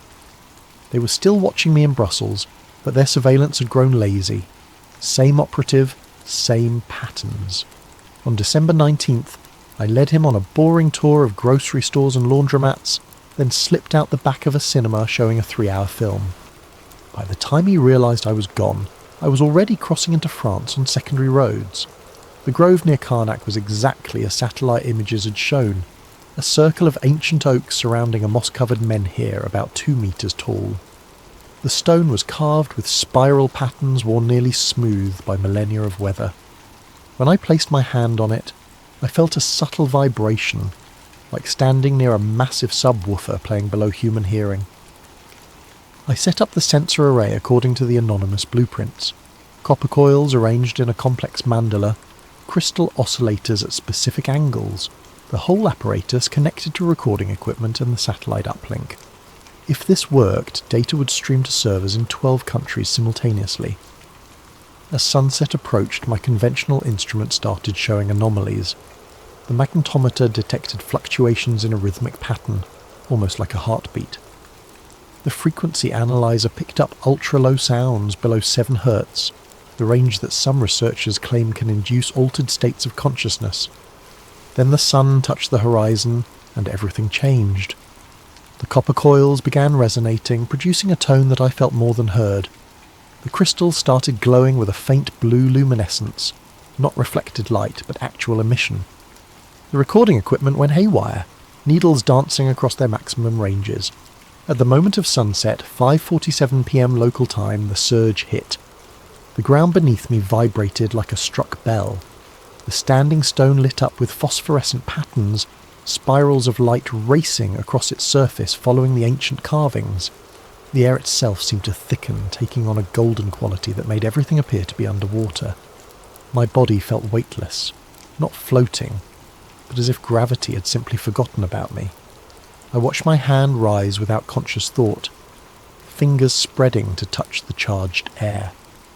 Electricity danced between my fingertips, not painful, but ecstatic, like every nerve was firing with pure information. The sensor array was screaming data into the satellite feed, electromagnetic readings off the scale, gravitational anomalies that shouldn't exist, temperature fluctuations that defied thermodynamics, all of it streaming live to servers worldwide, impossible to suppress or delete simultaneously. Through the golden haze I saw them, spheres of light moving through the forest. Not aircraft, not drones, perfect orbs of luminescence following the ley line like trains on invisible tracks. They moved silently, purposefully, some the size of basketballs, others as large as cars. One passed directly over me, and for a moment I felt connected to something vast, a network of energy that wrapped the planet like neural pathways. The revelation hit me all at once. The ley lines weren't just electromagnetic corridors, they were conscious. Not alive exactly, but aware. The Earth itself was a single vast organism, and these lines were its sensory network, its method of experiencing and responding to everything on its surface. The ancient builders hadn't just discovered the grid, they'd communicated with it. Their monuments were interface points, allowing human consciousness to merge temporarily with planetary awareness. That's why sacred sites induced religious experiences. That's why people felt transformed at these locations. And now, modern civilization was damaging this network. Every skyscraper driven deep into the earth, every mine boring through the corridors, every electromagnetic broadcast interfering with the natural frequencies, we were giving the planet the equivalent of nerve damage. The surge peaked at 6:13 p.m, lasting exactly 26 minutes. Then, as suddenly as it began, everything stopped. The lights vanished. The stone went dark. My equipment powered down simultaneously, despite having hours of battery remaining. In the sudden silence, I heard vehicles approaching. Many vehicles. I grabbed the memory cards from the recording equipment and ran. Behind me, floodlights blazed to life, turning the grove into harsh daylight. Voices shouted in multiple languages. A helicopter thundered overhead, its searchlights sweeping through the trees. But I'd prepared for this. My real van was hidden 2 kilometers away. The one by the grove was a decoy, purchased for this specific purpose. While they surrounded it, I was already driving down back roads toward a safe house I'd arranged weeks earlier. The data had uploaded successfully. 87 gigabytes of impossible readings that proved the Earth's energy grid was real, measurable, and more powerful than anyone imagined. Within hours, it would be mirrored on servers worldwide, impossible to suppress completely. But as I drove through the darkness, one thought haunted me. If the grid was conscious, if the Earth itself was aware, what did it think of what we were doing to it? And more terrifyingly, how long before it decided to stop tolerating us? The safe house was a converted barn in the Pyrenees, owned by a conspiracy theorist named Marcus, who'd contacted me through encrypted channels after my data went live. He believed the government was controlling weather through chemtrails, which was absurd, but he also had solar panels, satellite internet, and absolutely no trust in authority. Exactly what I needed. For 3 days, I watched my findings ripple across the internet. Alternative news sites ran with headlines like, "Proof Earth's secret energy grid exposed." Scientists on Twitter debated the data's authenticity. Skeptics called it an elaborate hoax, but enough people with credentials were taking it seriously that mainstream media couldn't ignore it entirely. Then Marcus knocked on my door at dawn on the 4th day. "You have a visitor, says you're expecting him." I wasn't expecting anyone. The man standing in Marcus's kitchen looked like a university professor from the 1970s. Corduroy jacket with elbow patches, wild grey hair, thick glasses repaired with tape. He was drinking tea from a chipped mug and studying my printed data with intense focus. "Mr. Morrison," he said without looking up, "my name is Professor Emanuel Richter. I'm the one who sent you the sensor blueprints." The anonymous contact. I studied him carefully. "How did you find me?" "The same way they'll find you eventually, the satellite uplink signature. But I know how to mask my movements. 30 years of practice." He finally looked at me, his eyes sharp behind the thick lenses. "Your data is magnificent, but you're missing the larger picture." "Enlighten me!" He pulled out a battered laptop and opened a file filled with equations I couldn't begin to understand. "The ley lines aren't just electromagnetic. That's merely the aspect we can measure with current technology. They're multi-dimensional conduits, channels through space-time itself. That's impossible. So is your gravitational anomaly data, yet there it is." He pulled up a world map covered in glowing lines. Every ancient culture had different names for it. Chi in China, Prana in India, Pneuma in Greece. They were all describing the same phenomenon, a fundamental force that mainstream physics hasn't acknowledged. Why hasn't physics acknowledged it? Richter laughed bitterly. Because those who discover it either join the suppression or disappear. I was part of the suppression for 20 years. He told me his story. In 1973, fresh from MIT with a PhD in theoretical physics, he'd been recruited by a Defense Department think tank. His job, investigate anomalous energy readings at ancient sites worldwide. Within 2 years, his team had mapped the basic structure of the Earth grid and realized its potential. "Unlimited clean energy," he said. "Instantaneous communication across any distance. Even manipulation of localized space-time." The military applications were obvious, but so were the benefits for humanity. We could have transformed civilization.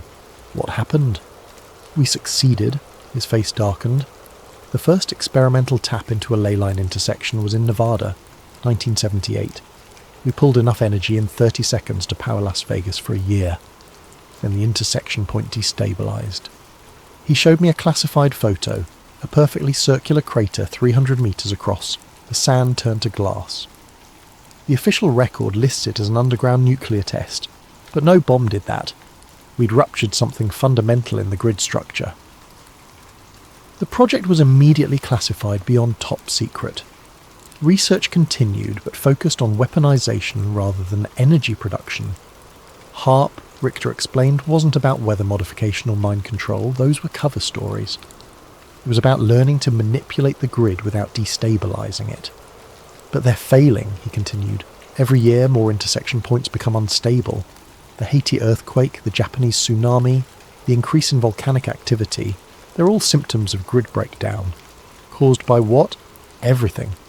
Mining operations cutting through ley lines, fracking disrupting deep conduits, cities spreading concrete over intersection points. But the worst damage comes from electromagnetic pollution, cellular towers, Wi-Fi, satellite transmissions. We're drowning out the Earth's natural frequency." He pulled up another image, a graph showing electromagnetic background radiation over time. It had increased 10,000-fold since 1900. "The ancients understood balance," Richter said. "Their monuments weren't just markers, they were regulators.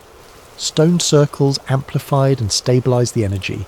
Pyramids acted as capacitors, storing excess power. Temple complexes provided controlled release points. It was a planetary management system maintained for thousands of years. Until we forgot, until we were made to forget, his expression hardened. The knowledge was deliberately suppressed, first by religions that wanted monopolies on spiritual experience, then by governments that wanted monopolies on power, now by corporations that profit from scarcity. A car engine growled outside. Marcus appeared in the doorway, shotgun in hand. 3 black SUVs coming up the mountain road. Richter stood calmly. They tracked me, not you. I've been sloppy, getting old, I suppose. He handed me a flash drive. Everything I couldn't publish, 40 years of research, the complete grid map, the frequency specifications, the names of everyone involved in the cover-up. Come with me, I said. We can both run. I'm 73 years old, Mr. Morrison. I've been running since 1991. He smiled sadly. But information wants to be free. Upload that data everywhere. Send it to journalists, scientists, anyone who'll listen. Make it impossible to suppress. The vehicles were getting closer. Marcus was already at his truck, engine running. Richter walked to the door, then turned back. One more thing. The grid isn't just breaking down, it's evolving. The electromagnetic pollution we're producing is forcing it to adapt, to develop new pathways. The lights you saw at Karnak, they're increasing worldwide. The grid is trying to heal itself, but if we don't stop interfering, he shook his head, the Earth will protect itself, even if that means eliminating the infection. We're the infection? From the planet's perspective? Yes. He walked out to meet the SUVs. I ran to Marcus's truck and we tore down the back road as fast as the ancient vehicle could manage. In the mirrors, I saw men in tactical gear surrounding the farmhouse. Richter stood in the doorway, hands raised, dignity intact, even in surrender. We drove for 6 hours, changing vehicles twice, before I felt safe enough to stop. In a roadside motel that still used actual keys, I opened Richter's flash drive. The data was staggering. Detailed maps of every ley line intersection on Earth. Energy readings from 6 decades of secret monitoring.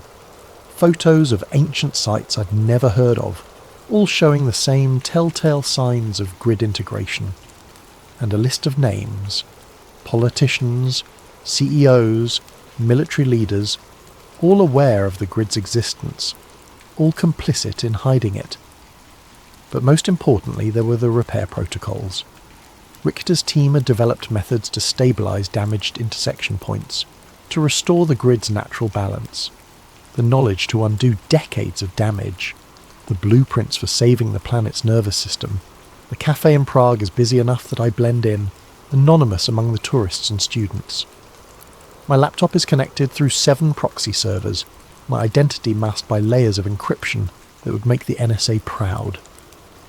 The barista brings my 3rd espresso of the morning, and I nod my thanks without looking up from the screen. The world has changed since Karnak. Not visibly. The same traffic jams clog the streets, the same politicians make the same promises, the same corporations chase the same profits. But underneath, in the invisible currents that connect all things, something fundamental has shifted. Richter's data didn't just expose the conspiracy, it provided a roadmap for resistance. The first wave of releases came through WikiLeaks, the Panama Papers network, and a dozen smaller journalism outlets simultaneously. By the time the suppression teams realised the scope of the leak, copies were already spreading across the dark web faster than they could be eliminated. The names, the cover-up, the military applications, all of it laid bare for anyone willing to look. The mainstream media tried to ignore it at first, then dismissed it as fringe pseudoscience. But when MIT physicists began replicating the sensor readings, when archaeological teams started confirming the monument alignments, when seismologists noticed the correlation between grid disruption and earthquake patterns, denial became impossible. The second wave was more practical. Anonymous networks of researchers, hackers and activists began building Richter's stabilization devices. The components were surprisingly accessible. Copper coils, quartz crystals, simple electronics. Within months, guerrilla grid repair operations were springing up worldwide. They called themselves the Earth Guardians, though the media branded them eco-terrorists after the first infrastructure disruption. A cellular tower in California went offline for 3 days when activists installed a resonance dampener at its base. a fracking operation in Pennsylvania was forced to shut down when mysterious equipment failures plagued their site. The authorities couldn't understand how protesters were disabling billion-dollar installations with what looked like art projects. They still don't understand that they're not fighting the technology, they're working with it. The grid wants to heal itself, we're just helping it remember how. The third wave is happening now, and it's the most dangerous one yet, because the Earth is starting to respond. I click through the news feeds on my encrypted browser.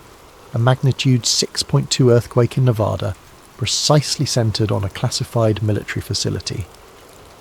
The official story blames shifting tectonic plates, but satellite images show the epicenter as a perfect circle exactly 300 metres across, the same dimensions as Richter's 1978 crater.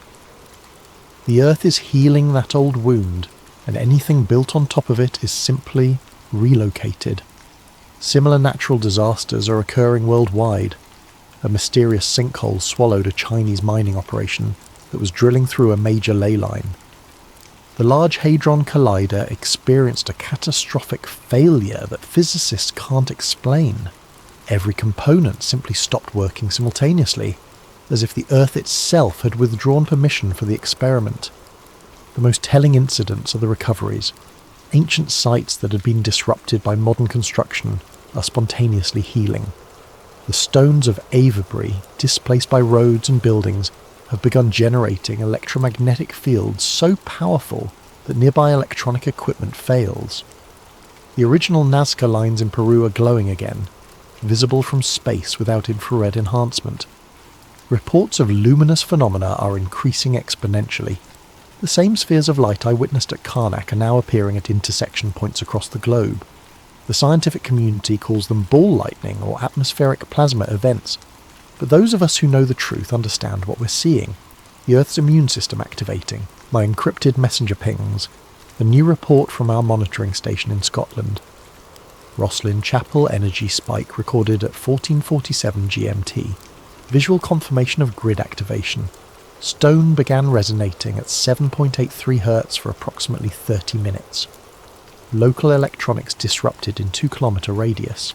Phenomenon spreading along ley line toward Edinburgh. Estimate arrival in 6 hours. 7.83 Hz. The Schumann resonance, the Earth's natural frequency. The planet is remembering how to sing. I close the laptop and step outside. Prague sprawls before me, a modern city built atop ancient foundations, and I can feel the tension beneath its streets. 3 major ley lines converge under Wenceslas Square, their intersection buried under centuries of construction. The grid flows around the obstruction now, like water around a stone, but the pressure is building.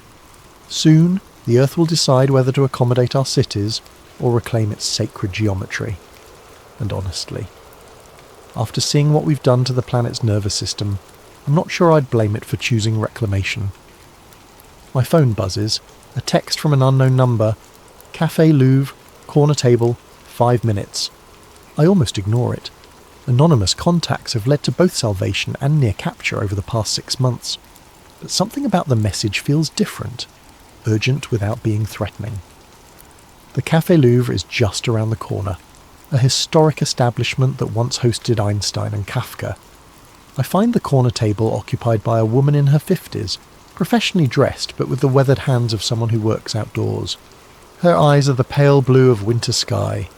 It takes me a moment to recognise her without the wool shawl. The old woman from Holubis, the one who warned me to stop digging.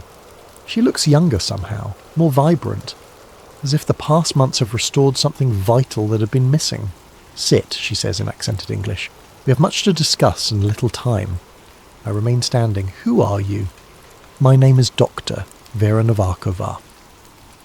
I was Professor Richter's research partner from 1975 to 1991. When the project went dark, I returned to Prague and spent 30 years watching the grid deteriorate, watching the old ways die. She gestures to the empty chair. "Please, the Earth Guardians need guidance from someone who understands the ancient protocols." Slowly I sit. "You've been monitoring us?" "Protecting you. The network Marcus connected you to. Half of those encrypted channels run through servers I maintain. The financial accounts that kept you hidden. funded by a trust I established decades ago. Did you think your escape from Karnak was purely your own skill? The revelation hits like cold water. You've been manipulating everything. Facilitating. There's a difference. She pulls out a tablet showing a world map covered in pulsing nodes of light. The grid is awakening faster than we anticipated. Your data release accelerated the process. What should have taken decades is happening in months. That's good, isn't it? The Earth healing itself? Her expression darkens. Healing, yes, but healing can be traumatic. When a broken bone resets itself, the process is violent. The grid is preparing to realign the planet's energy flows, and everything built in opposition to those flows will be swept aside. She zooms in on major cities, each one sitting atop intersection points like tumours on nerve endings. New York, London, Tokyo, they're all going to be tested. The grid will offer them a choice, adapt or be removed. Most will choose to fight rather than change. So we warn them, show them the repair protocols. Do you really think the forces that suppressed this knowledge for 70 years will suddenly embrace it? That governments and corporations will voluntarily dismantle the systems that gave them power? She shakes her head. They'll try to weaponize the awakening instead, turn the Earth's own defense mechanisms against their enemies. The chill runs through me as I understand the implications. They'll try to control the grid. They're already trying. HARP has been broadcasting disruption frequencies for weeks. The Chinese are using their rare Earth mining operations to physically sever ley lines.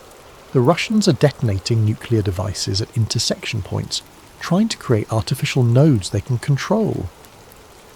The tablet shows the results.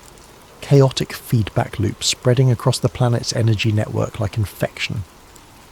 Every intervention makes the situation worse.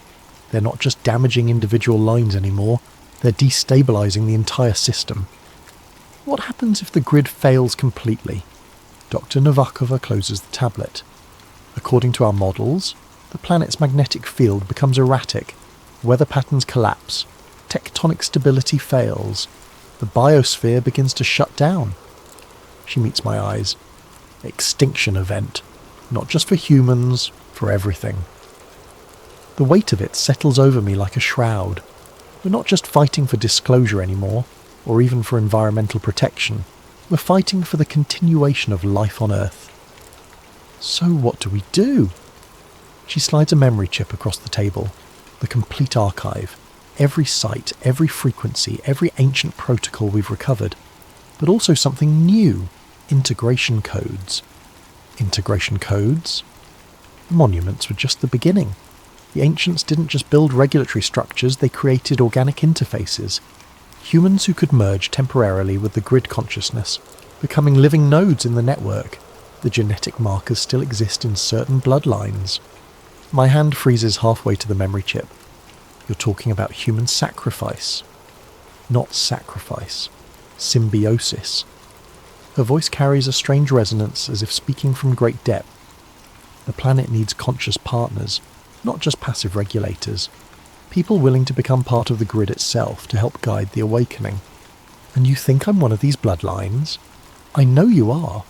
The way you responded to the energy at Karnak, the ease with which you detected the grid patterns, these aren't learned skills, Mr. Morrison. They're genetic memories. She stands, leaving the chip on the table. The network is ready to make you an offer. Full integration. Consciousness expanded beyond individual awareness. Partnership in planetary stewardship. In exchange for what?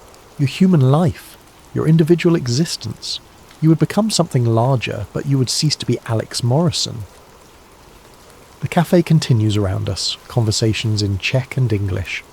The hiss of the espresso machine, the clink of cups on saucers. Normal life proceeding as if we weren't discussing the potential end of human civilization. How long do I have to decide? The awakening reaches critical phase at the next solar maximum, 18 months. After that, the grid will make its own decisions about humanity's future, with or without conscious human partners. She walks away, pausing at the door. The old woman who warned you at Holubis. She made the integration choice in 1968, during the Prague Spring. The Soviets thought they were suppressing political uprising, but they were really trying to prevent grid awakening. She's been guiding the network ever since, preserving the knowledge until the right time. And you?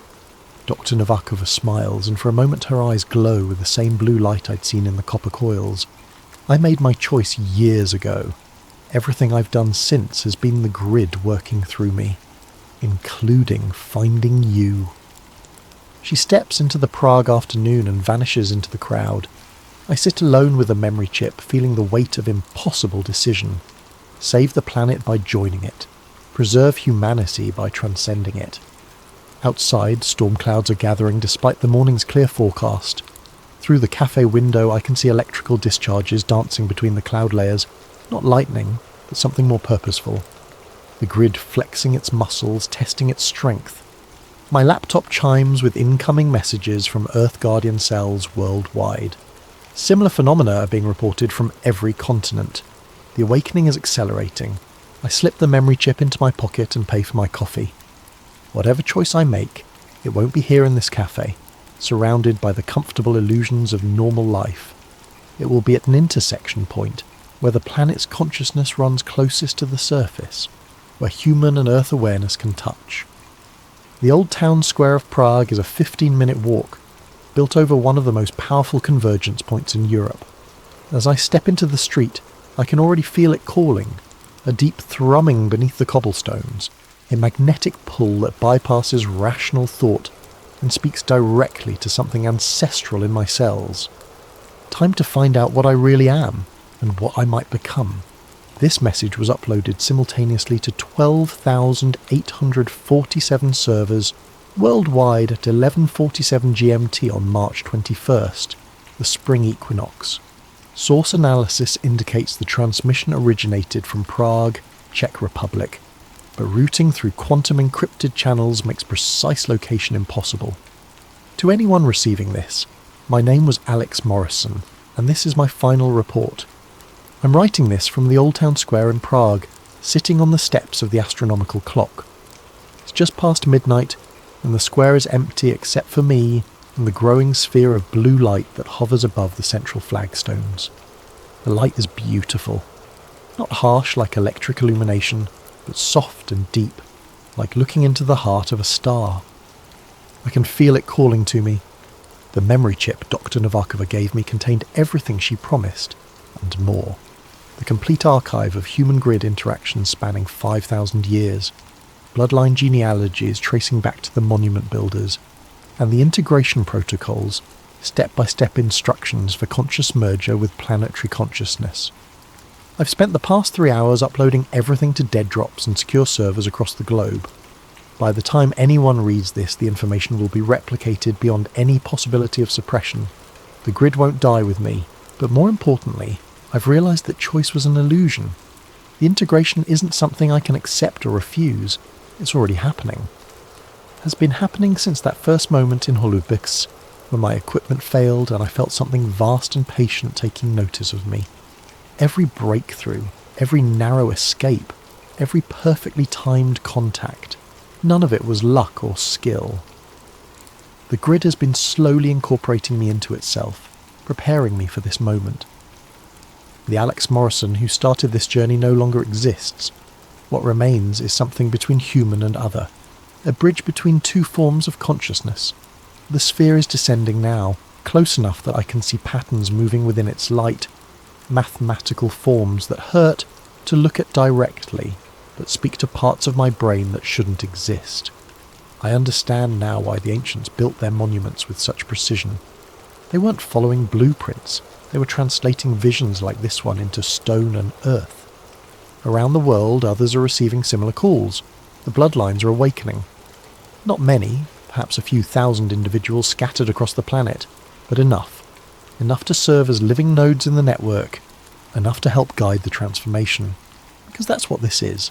Not an ending, but a metamorphosis.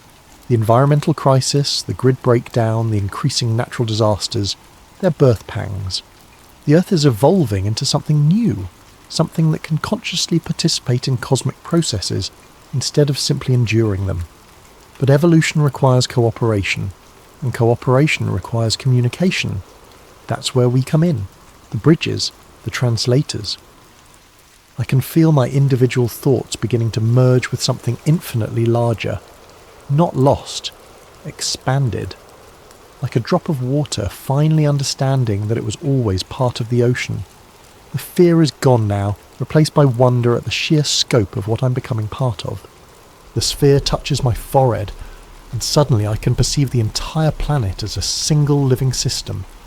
Every heartbeat, every breath, every growing plant and moving animal connected by streams of light that pulse in perfect rhythm. The ley lines aren't empty channels. They're full of consciousness, carrying the thoughts and dreams and experiences of everything that has ever lived on Earth.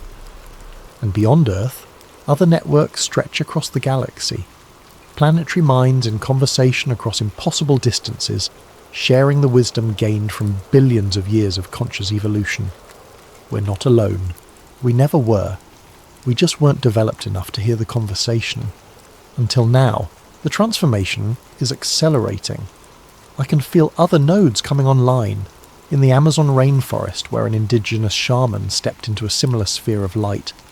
At Uluru, where an Aboriginal elder touched the songlines and felt them sing back. At Glastonbury Tor, where a British physicist finally understood why his equations had been leading him there. We are becoming the Earth's nervous system, its immune system, its consciousness. The governments and corporations will try to fight this change, of course. They'll use their weapons and their machines and their desperate attempts to control forces they can't comprehend. But they're fighting the planet itself now, and planets are patient in ways that human institutions cannot imagine. Some cities will fall, some systems will collapse, but from the wreckage something better will grow. A civilization in harmony with its living world instead of at war with it. The survivors will learn to listen to the Earth's voice, to build with the grid instead of against it, to see themselves as part of a larger organism instead of its masters. It won't be easy, evolution never is, but it will be beautiful. The light is surrounding me completely now. I can barely remember being separate from it. Soon this human form will dissolve, and what was Alex Morrison will become part of something vast and interconnected and eternal. But first, one final message for anyone who finds this record. The grid is not our enemy. It never was. It's our mother, our teacher, our future. Those of you who can feel its call, don't resist. Step into the light. Become part of the solution. Those who can't or won't, please step aside. The Earth is healing itself, and it will not be stopped by fear or greed, or the desperate clinging to systems that no longer serve. The age of separation is ending. The age of integration has begun. Welcome to the awakening.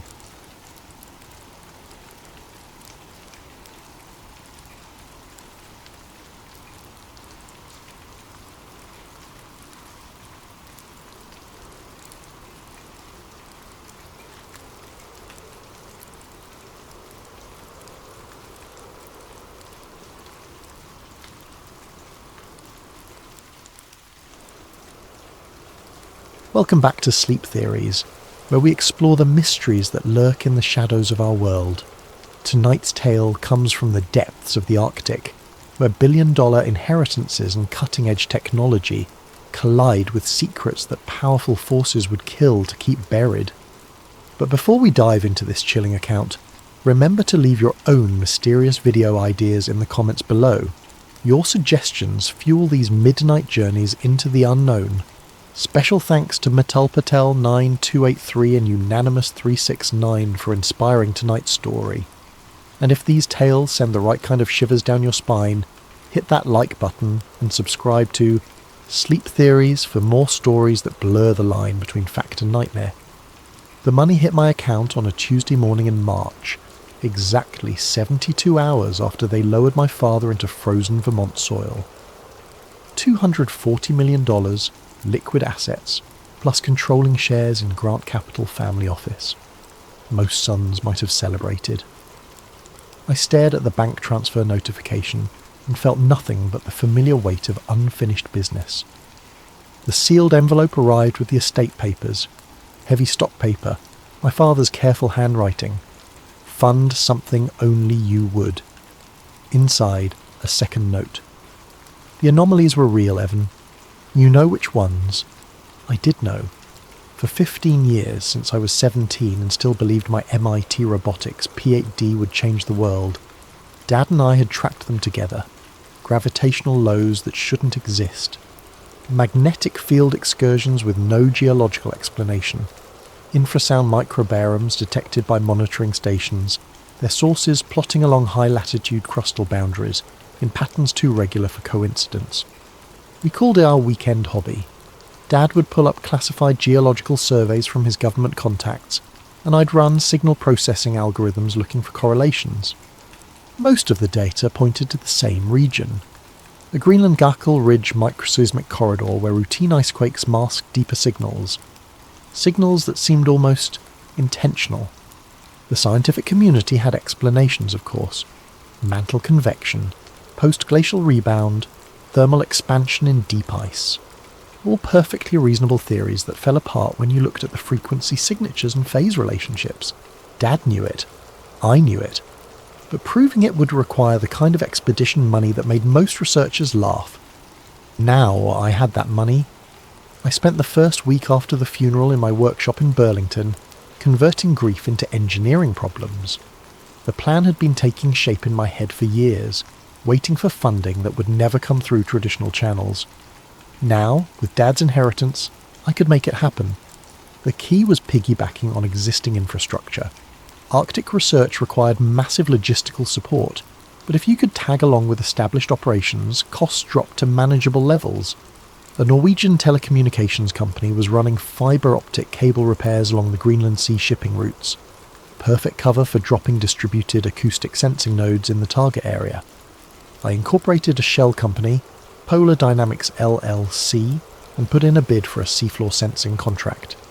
The Norwegians didn't ask too many questions as long as the check cleared. By April, I had a slot on their cable repair vessel and permission to deploy geological monitoring equipment along their route. Next came personnel. I needed people good enough to handle Arctic conditions, but desperate enough to take money from a PhD dropout with crazy theories.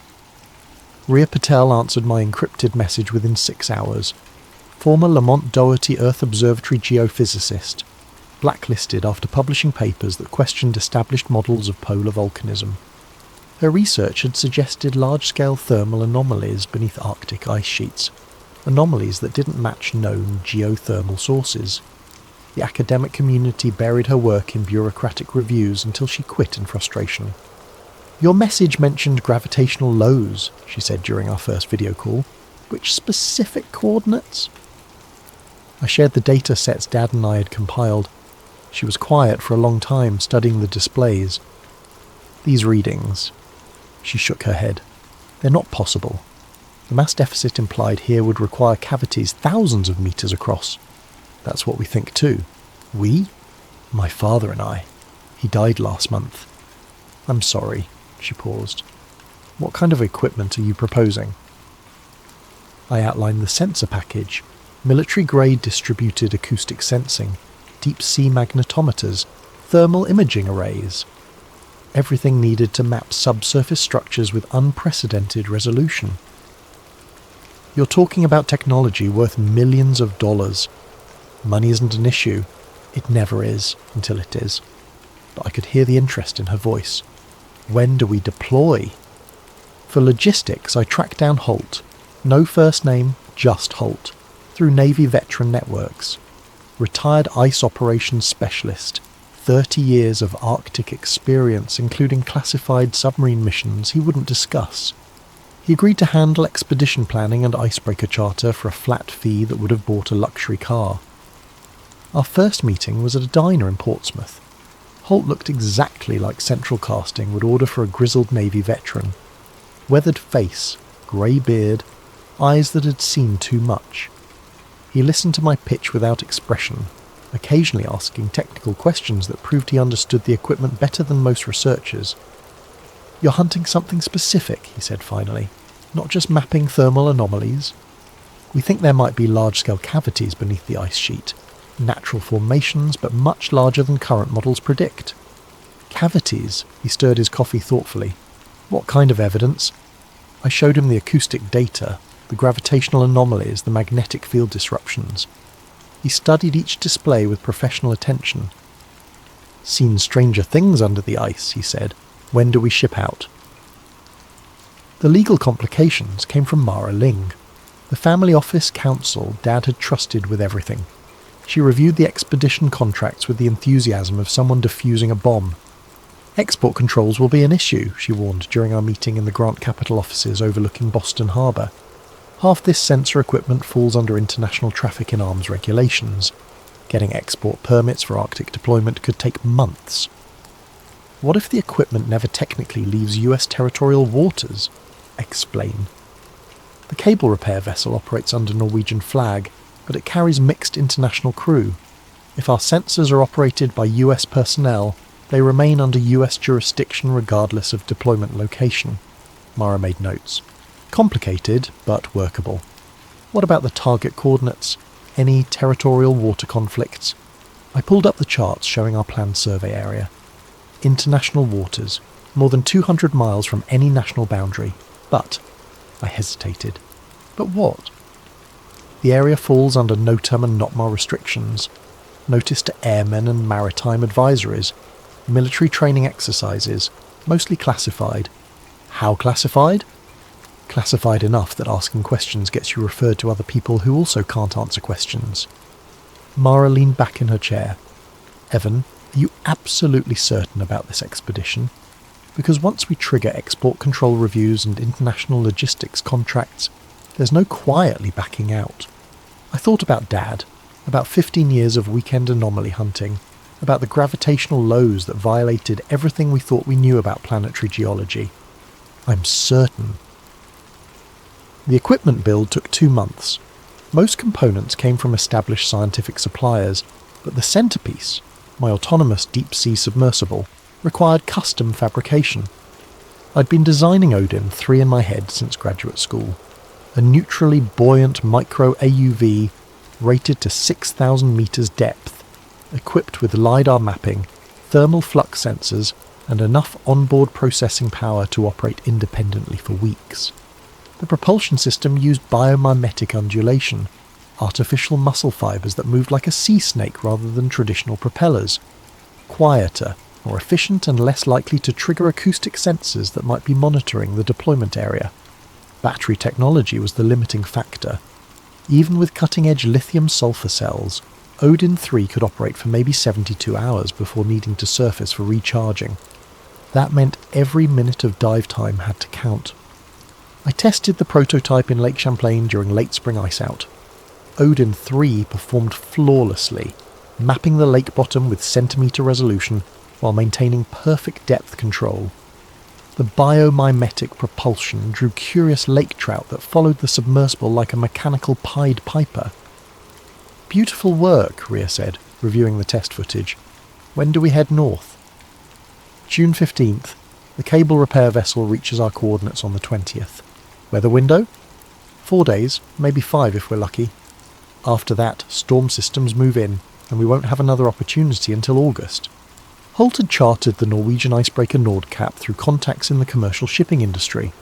The vessel was overkill for summer Arctic operations, but its dynamic positioning system could hold station precisely over our target coordinates regardless of ice conditions. Captain's reliable, Holt reported. 30 years ice experience doesn't ask questions about cargo as long as the charter fee's clear on time. What about support equipment? Portable diamond wire ice cutting rig for creating deployment holes. Thermal tent for equipment staging. Emergency shelter rated to -40. Medical kit for remote operations. He paused. And firearms. Firearms? Polar bears aren't the only thing that might want to discourage visitors in that part of the Arctic. I decided not to ask what he meant. The flight to Longyearbyen, Svalbard, took 18 hours with connections. Rhea met me at the tiny airport with news that our equipment shipment had cleared Norwegian customs without issues. The distributed acoustic sensing nodes deployed perfectly, she reported. Initial data streams are clean. No interference from the cable repair operations. What about background acoustic conditions? Quiet. Almost too quiet. Normal Arctic regions show constant low-level seismic activity. Thermal expansion, ice settling, small crustal movements. This area is dormant. We spent 2 days in Longyearbyen finalising logistics and monitoring the DAS network. The acoustic data revealed exactly what Dad and I had hoped to find. A repeating 0.9 to 1.2 Hz tremor pattern with phase relationships that didn't match any known geological process. It's not mantle convection, Rhea confirmed, studying the frequency analysis. The phase lead is all wrong. This signal originates much closer to the surface. How much closer, if I had to guess? Less than 2 kilometres depth. Maybe much less. The Nordkapp reached our coordinates on schedule, arriving at a polynya that shouldn't have existed given seasonal ice conditions. The open water area stretched nearly 3 kilometres across, with thermal imaging showing warm upwelling at the centre. Water temperature is 4 degrees above ambient, reported Captain Eriksson. There's a significant thermal source beneath this opening. Holt was already assembling the diamond wire cutting rig on deck. We'll need a deployment hole at least 2 metres diameter for clean submersible operations. The ice here looks thin, maybe 8 metres. How thin should it be? This time of year? 20 metres minimum. Something's been keeping this area warm. I helped Rhea deploy additional magnetometer arrays while Holt's crew cut our access hole. The magnetic data was even more striking than the acoustic signatures. A sharp ring discontinuity approximately 600 metres in diameter, with field strength dropping by 30% inside the boundary. It's like there's a massive void just below us, Rhea said, checking readings for the 3rd time. A cavity large enough to significantly disrupt local magnetic fields. Large enough for what? I don't know. I've never seen readings like this. The deployment hole was ready by evening, perfectly circular, with the diamond wire leaving glass-smooth ice walls that reflected our work lights in prismatic colours. At the bottom, black water disappeared into depths that seemed to swallow light itself. Odin 3 is ready, I announced, running final system checks on the submersible. All sensors showed green, battery charge at 100%. The biomimetic propulsion system cycled smoothly through test sequences. Deployment at first light, Holt decided. Weather forecast shows possible storm activity moving in from the west. We'll have maybe 36 hours before conditions deteriorate. I spent the night monitoring background sensor readings and trying not to think about what we might find below. The DAS network continued detecting those regular 0.9 Hz pulses, now strong enough that I could feel them as subtle vibrations through the ship's hull. At 0600 hours, with Arctic sunrise painting the ice sheet in shades of gold and pink, we lowered Odin 3 into the deployment hole. Depth 10 metres, I announced, monitoring telemetry from the control station. All systems nominal.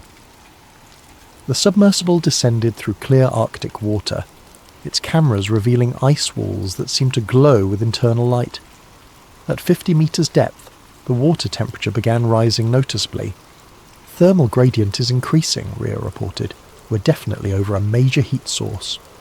At 100 metres, Odin 3 encountered the first surprise, a distinct thermocline boundary where Arctic surface water met much warmer deep currents. The temperature differential was so sharp that it created visible distortion on the camera feed. Water chemistry is changing too, I noted, watching sensor readouts. Salinity increasing, dissolved gas content showing methane and hydrogen signatures. At 400 metres depth, we hit the warm brine layer proper. Water temperature had climbed to nearly 4 degrees Celsius, tropical by Arctic standards. Odin 3's sonar began detecting large-scale structure ahead. Sonar contact, I announced. Large object bearing 030, range approximately 800 metres. Natural formation? Unknown. The return signature is unusual. At 600 metres depth, Odin 3's forward cameras finally illuminated our target. What we saw made no sense according to any geological model I knew. A curved wall of dark stone stretched beyond the camera's range, its surface polished smooth, as if carved by intelligent design. The wall followed a perfect arc, suggesting a circular or cylindrical structure of enormous proportions. "That's not natural," Rhea whispered, staring at the video feed. "The surface is too regular, too smooth. It looks almost manufactured." At 800 metres, Odin 3 reached what appeared to be an opening in the structure. The submersible's sonar painted a three-dimensional map of empty space beyond, a vast cavity extending hundreds of meters in all directions. "I'm seeing void boundary returns," I reported, trying to keep excitement out of my voice. "The LiDAR is mapping a cavern system at least 600 meters wide." "How deep?" "Unknown. The laser rangefinder isn't hitting a bottom boundary." I guided Odin 3 through the opening into the cavity beyond. What we found there changed everything we thought we knew about Arctic geology. The cavern was enormous, a perfect hemisphere carved from living rock, its walls covered in mineral formations that created geometric patterns too regular for natural processes. Thermal imaging showed active water circulation throughout the space, creating currents and eddies like atmospheric weather systems. "The water is moving," Rhea observed, watching thermal patterns shift across the cavity. "There's active circulation down there, powered by heat sources we can't see." "Look at the biological readings." Odin 3's sensors were detecting life signs throughout the cavern, not the sparse microorganism communities typical of deep Arctic environments, but complex biological structures that seem to thrive in the warm, mineral-rich water. "Those are bacterial mats," Rhea said, studying the imagery. "But the metabolic signatures are unlike anything in the literature. They're processing hydrogen and methane at rates that should be impossible." "Processing them into what?" "Unknown organic compounds. The spectral analysis suggests completely novel biochemistry." As Odin 3 descended deeper into the cavern, its cameras revealed increasingly strange formations. Hexagonal mineral growths clustered around thermal vents, crystalline structures that seemed to channel water flow in specific patterns, and everywhere those bacterial mats forming complex filamentary networks that pulsed with bioluminescent activity. "This isn't just a geological anomaly," I said, watching the alien landscape scroll past on our monitors. "This is an entire ecosystem that shouldn't exist." At 1100 meters depth, Odin 3's sonar detected something that stopped our conversation entirely. Deep in the cavern, moving objects were generating acoustic signatures that looked almost like sonar beacons.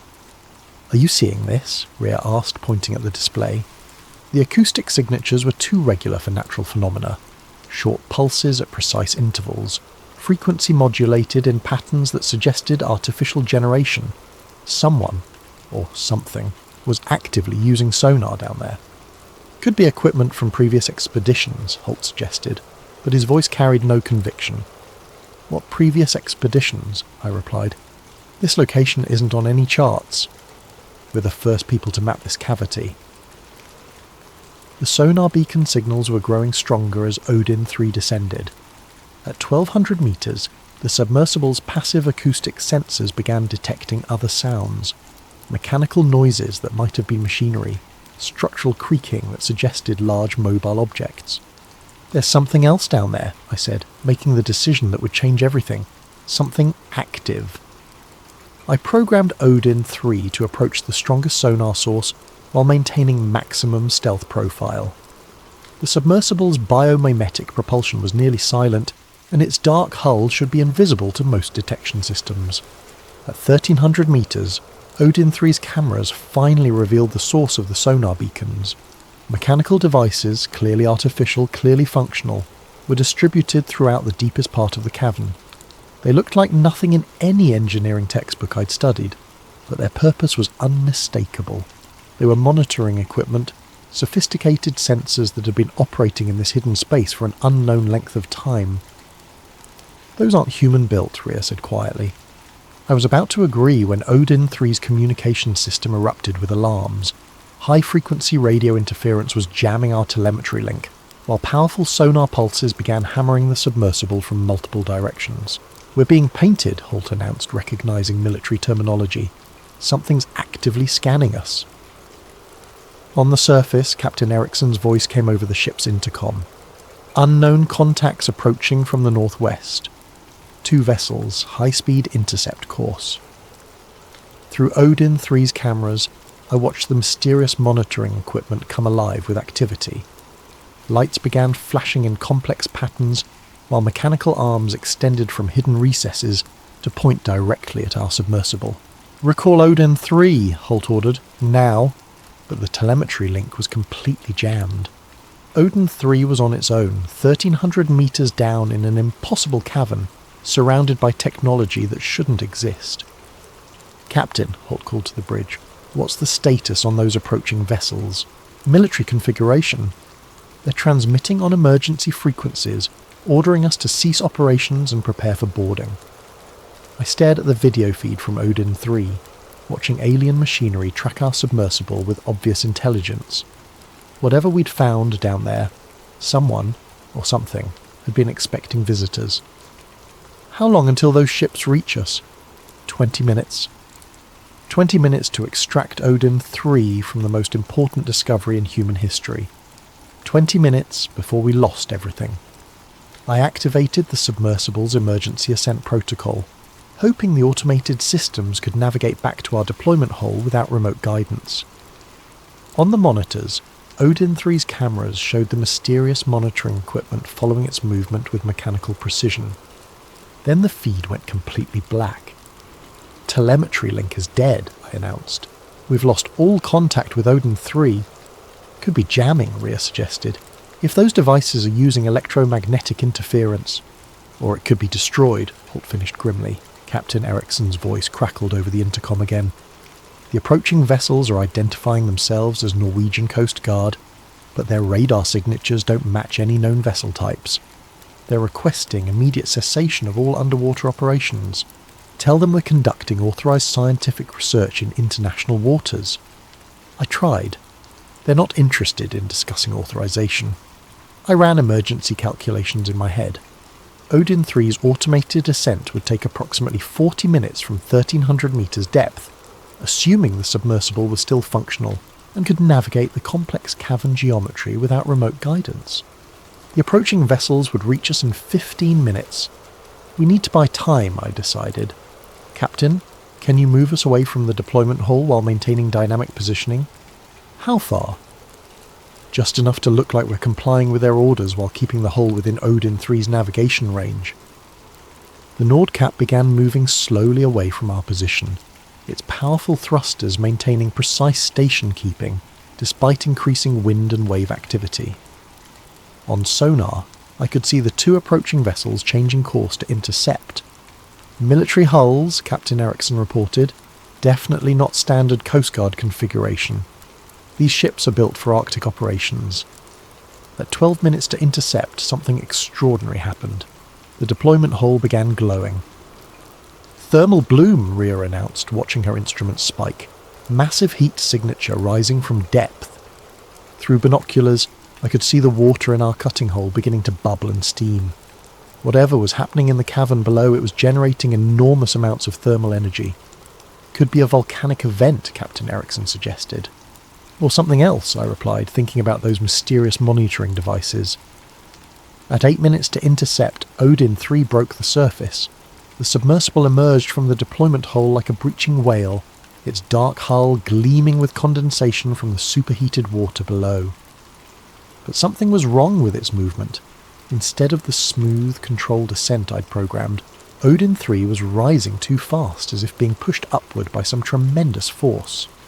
"Emergency recovery!" Holt shouted, activating the deck crane. "That thing's coming up whether we're ready or not." The crane's magnetic grappler locked onto Odin 3's recovery point just as the submersible cleared the water completely. What I saw then made me question everything I thought I understood about physics. Odin 3's hull was covered in a thin layer of mineral deposits that glowed with internal phosphorescence. The deposits formed geometric patterns across the submersible's surface, hexagonal crystals that pulsed with rhythmic light like a technological heartbeat.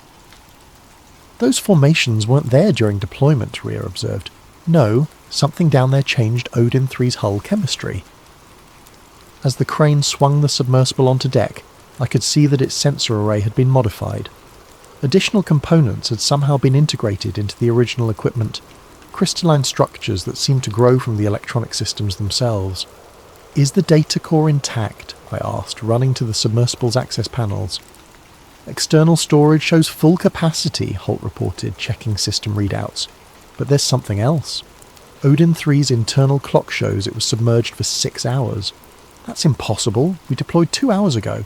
Check the timestamp yourself. The numbers were undeniable. According to Odin 3's internal systems, the submersible had spent 6 hours in the underwater cavern, despite our surface chronometers showing only 2 hours had elapsed since deployment. Time differential, Rhea suggested. Strong gravitational fields can create temporal distortion effects. Or the systems were tampered with, Holt countered. At 3 minutes to intercept, I made the decision that would haunt me for years afterward. Instead of immediately downloading Odin 3's data storage, I activated the submersible's emergency beacon protocol, a hidden transmission system I'd built for exactly this situation.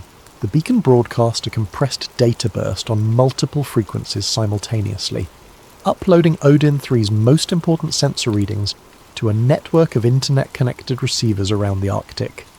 Whatever happened next, some record of our discovery would survive. The first military vessel reached us just as the data transmission completed. Norwegian Coast Guard cutter Barentsburg requesting permission to board, came the radio call. But the ship approaching our starboard side looked nothing like any Coast Guard vessel I'd ever seen. Its hull was too angular, its superstructure too advanced, its sensor arrays too sophisticated for civilian maritime enforcement. "Permission denied," Captain Erickson replied. "We are conducting legal scientific research in international waters."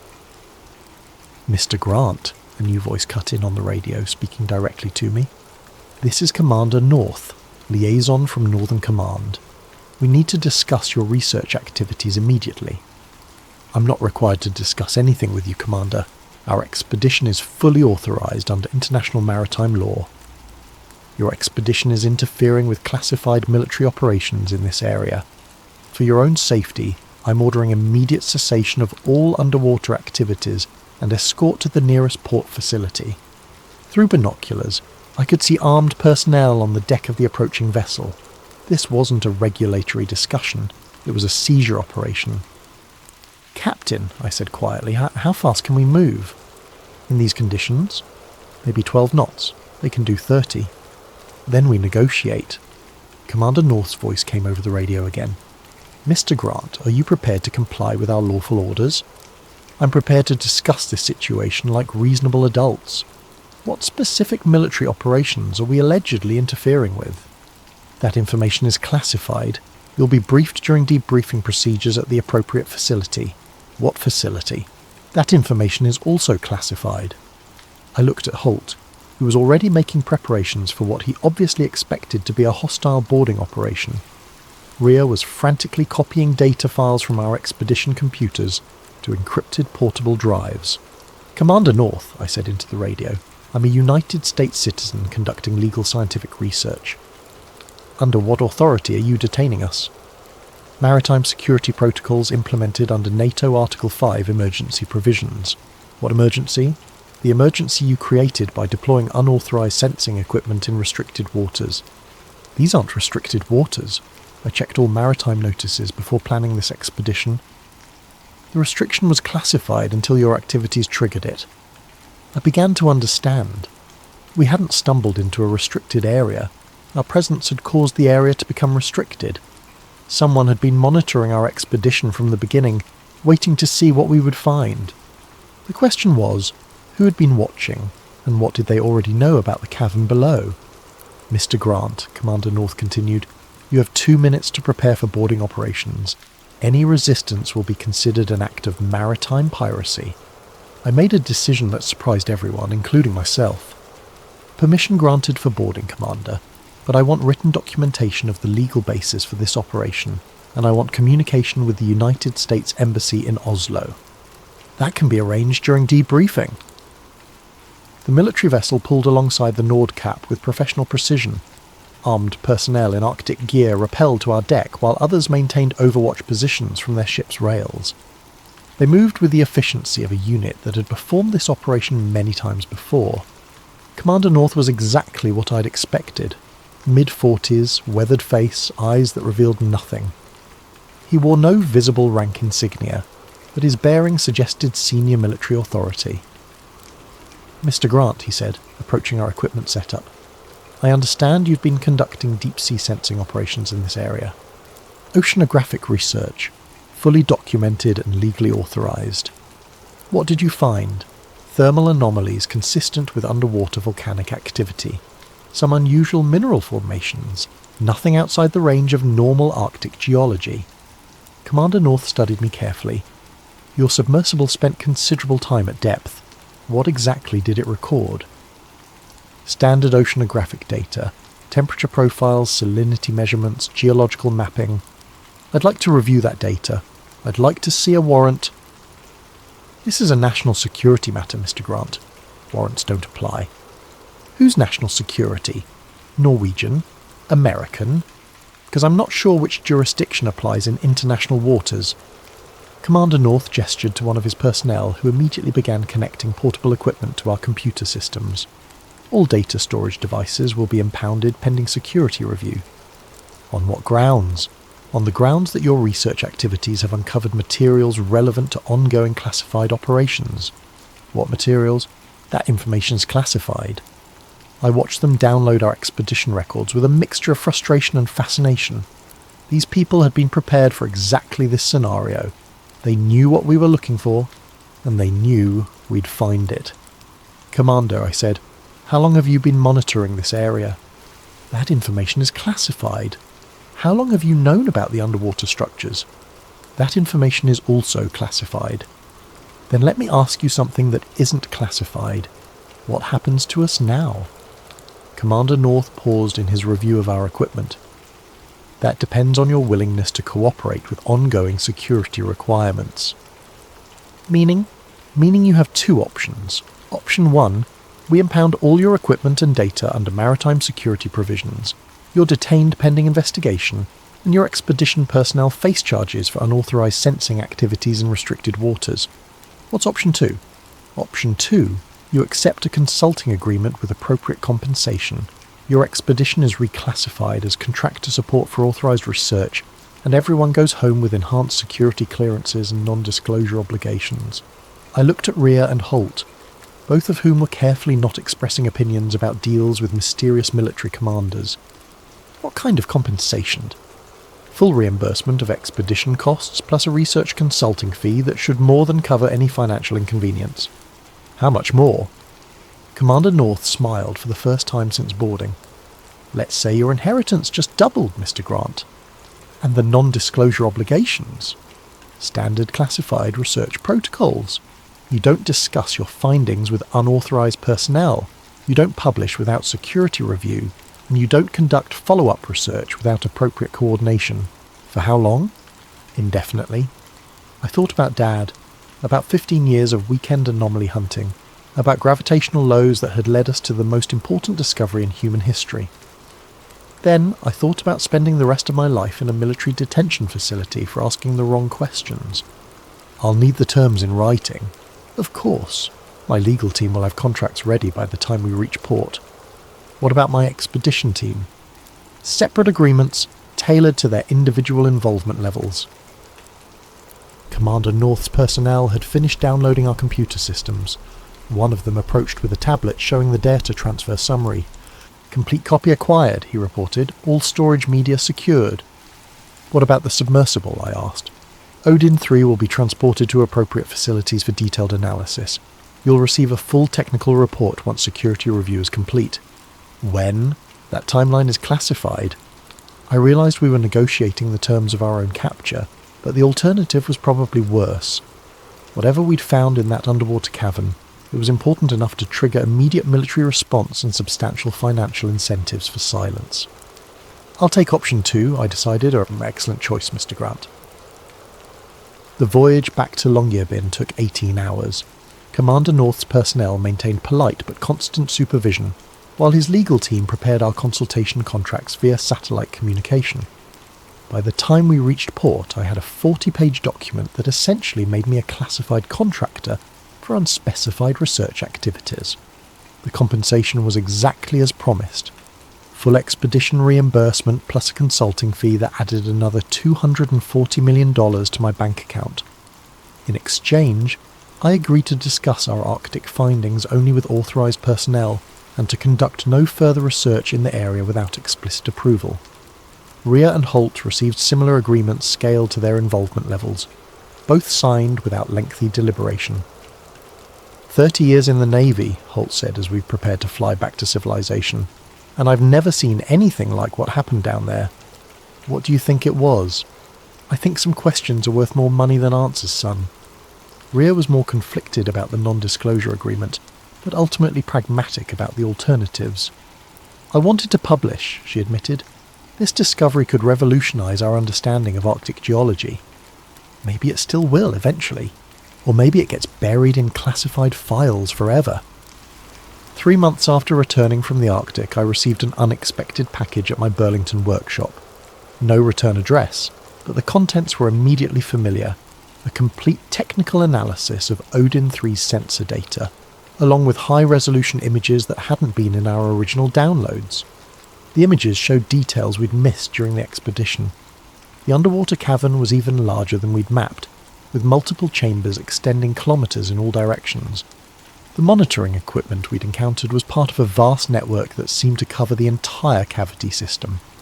Most significantly, the analysis included acoustic data that Odin 3 had recorded but hadn't transmitted during the expedition.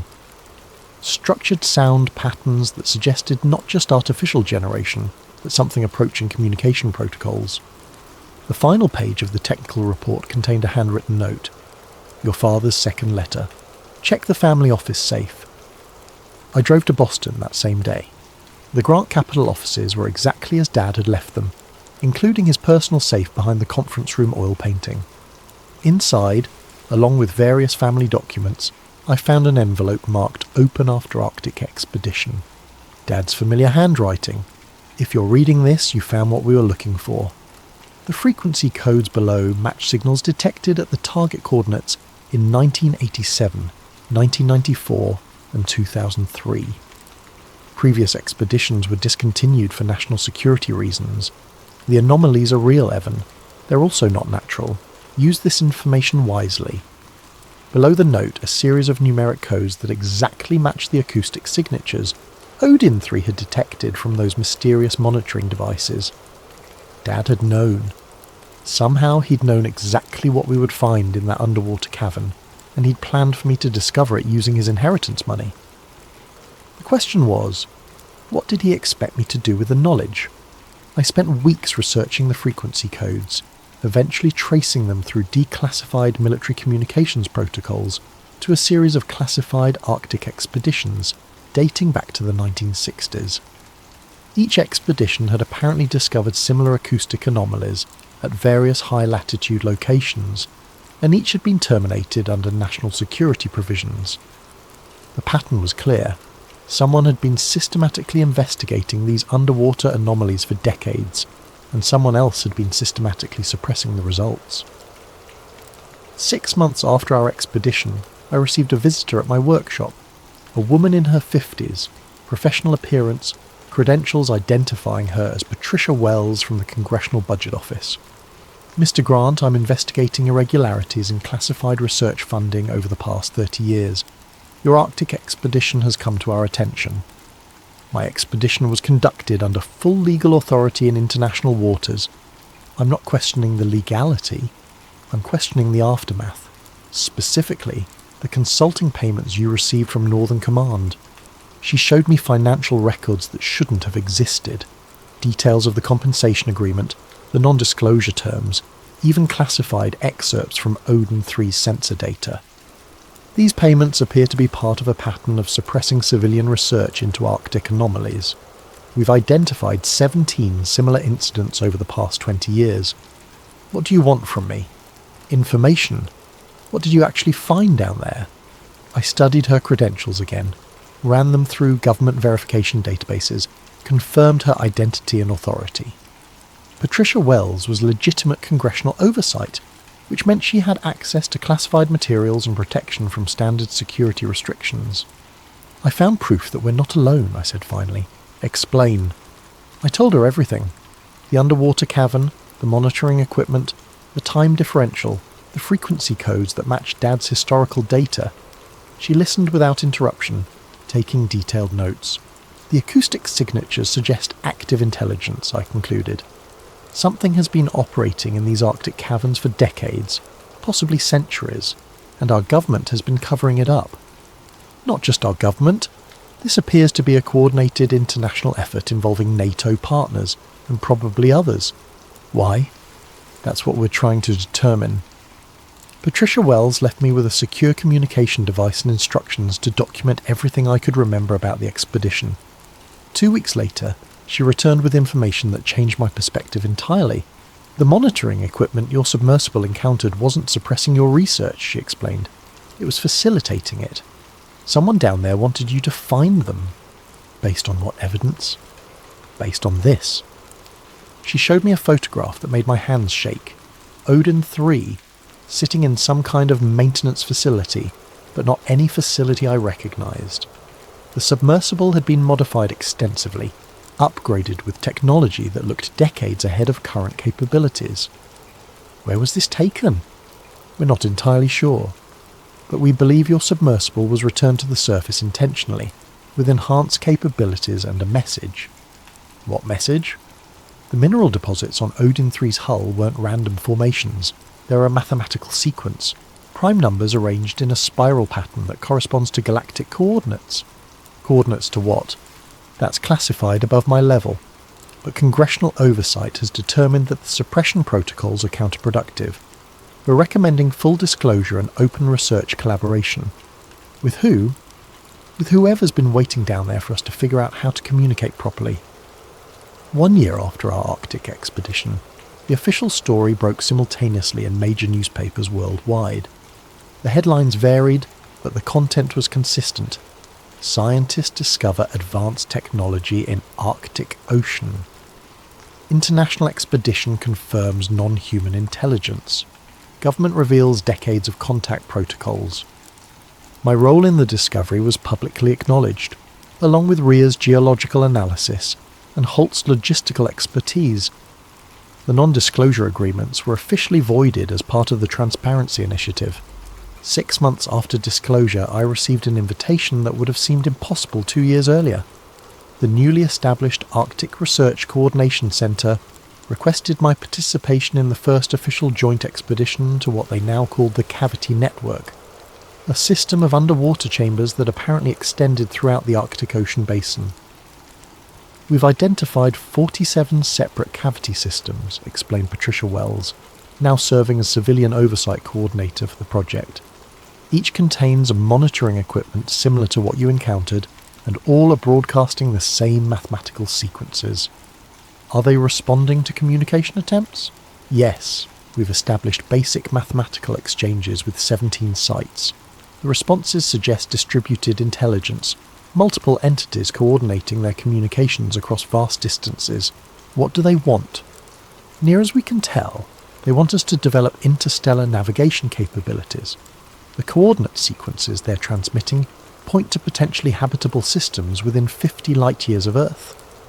They're giving us directions. They're giving us an invitation. The second expedition launched in October, 18 months after our original discovery. This time, instead of a single modified submersible, we deployed a fleet of communication platforms equipped with quantum entanglement transmitters and artificial intelligence translation protocols. I watched from the surface as our equipment descended into the Cavity Network, carrying humanity's first formal message to a non-human intelligence. The message was simple: we are ready to learn. The response came within minutes, not as acoustic signals or mathematical sequences, but as a direct quantum data stream that bypassed all our recording equipment and spoke directly to human consciousness. The voice, if it could be called that, carried concepts rather than words. Welcome. Long waiting. Time for next journey. Stars calling. Ready together? Standing on the deck of our research vessel, watching Aurora Borealis dance across the Arctic sky, I thought about Dad and his weekend anomaly hunting, about gravitational lows that had led to the most important moment in human history. Yes, I whispered to the Arctic night. We're ready. Deep below us, in caverns that had waited centuries for this conversation, ancient intelligences began preparing for humanity's introduction to a galaxy that was far more crowded, far more wonderful, and far more welcoming than we had ever dared imagine. The real journey was just beginning.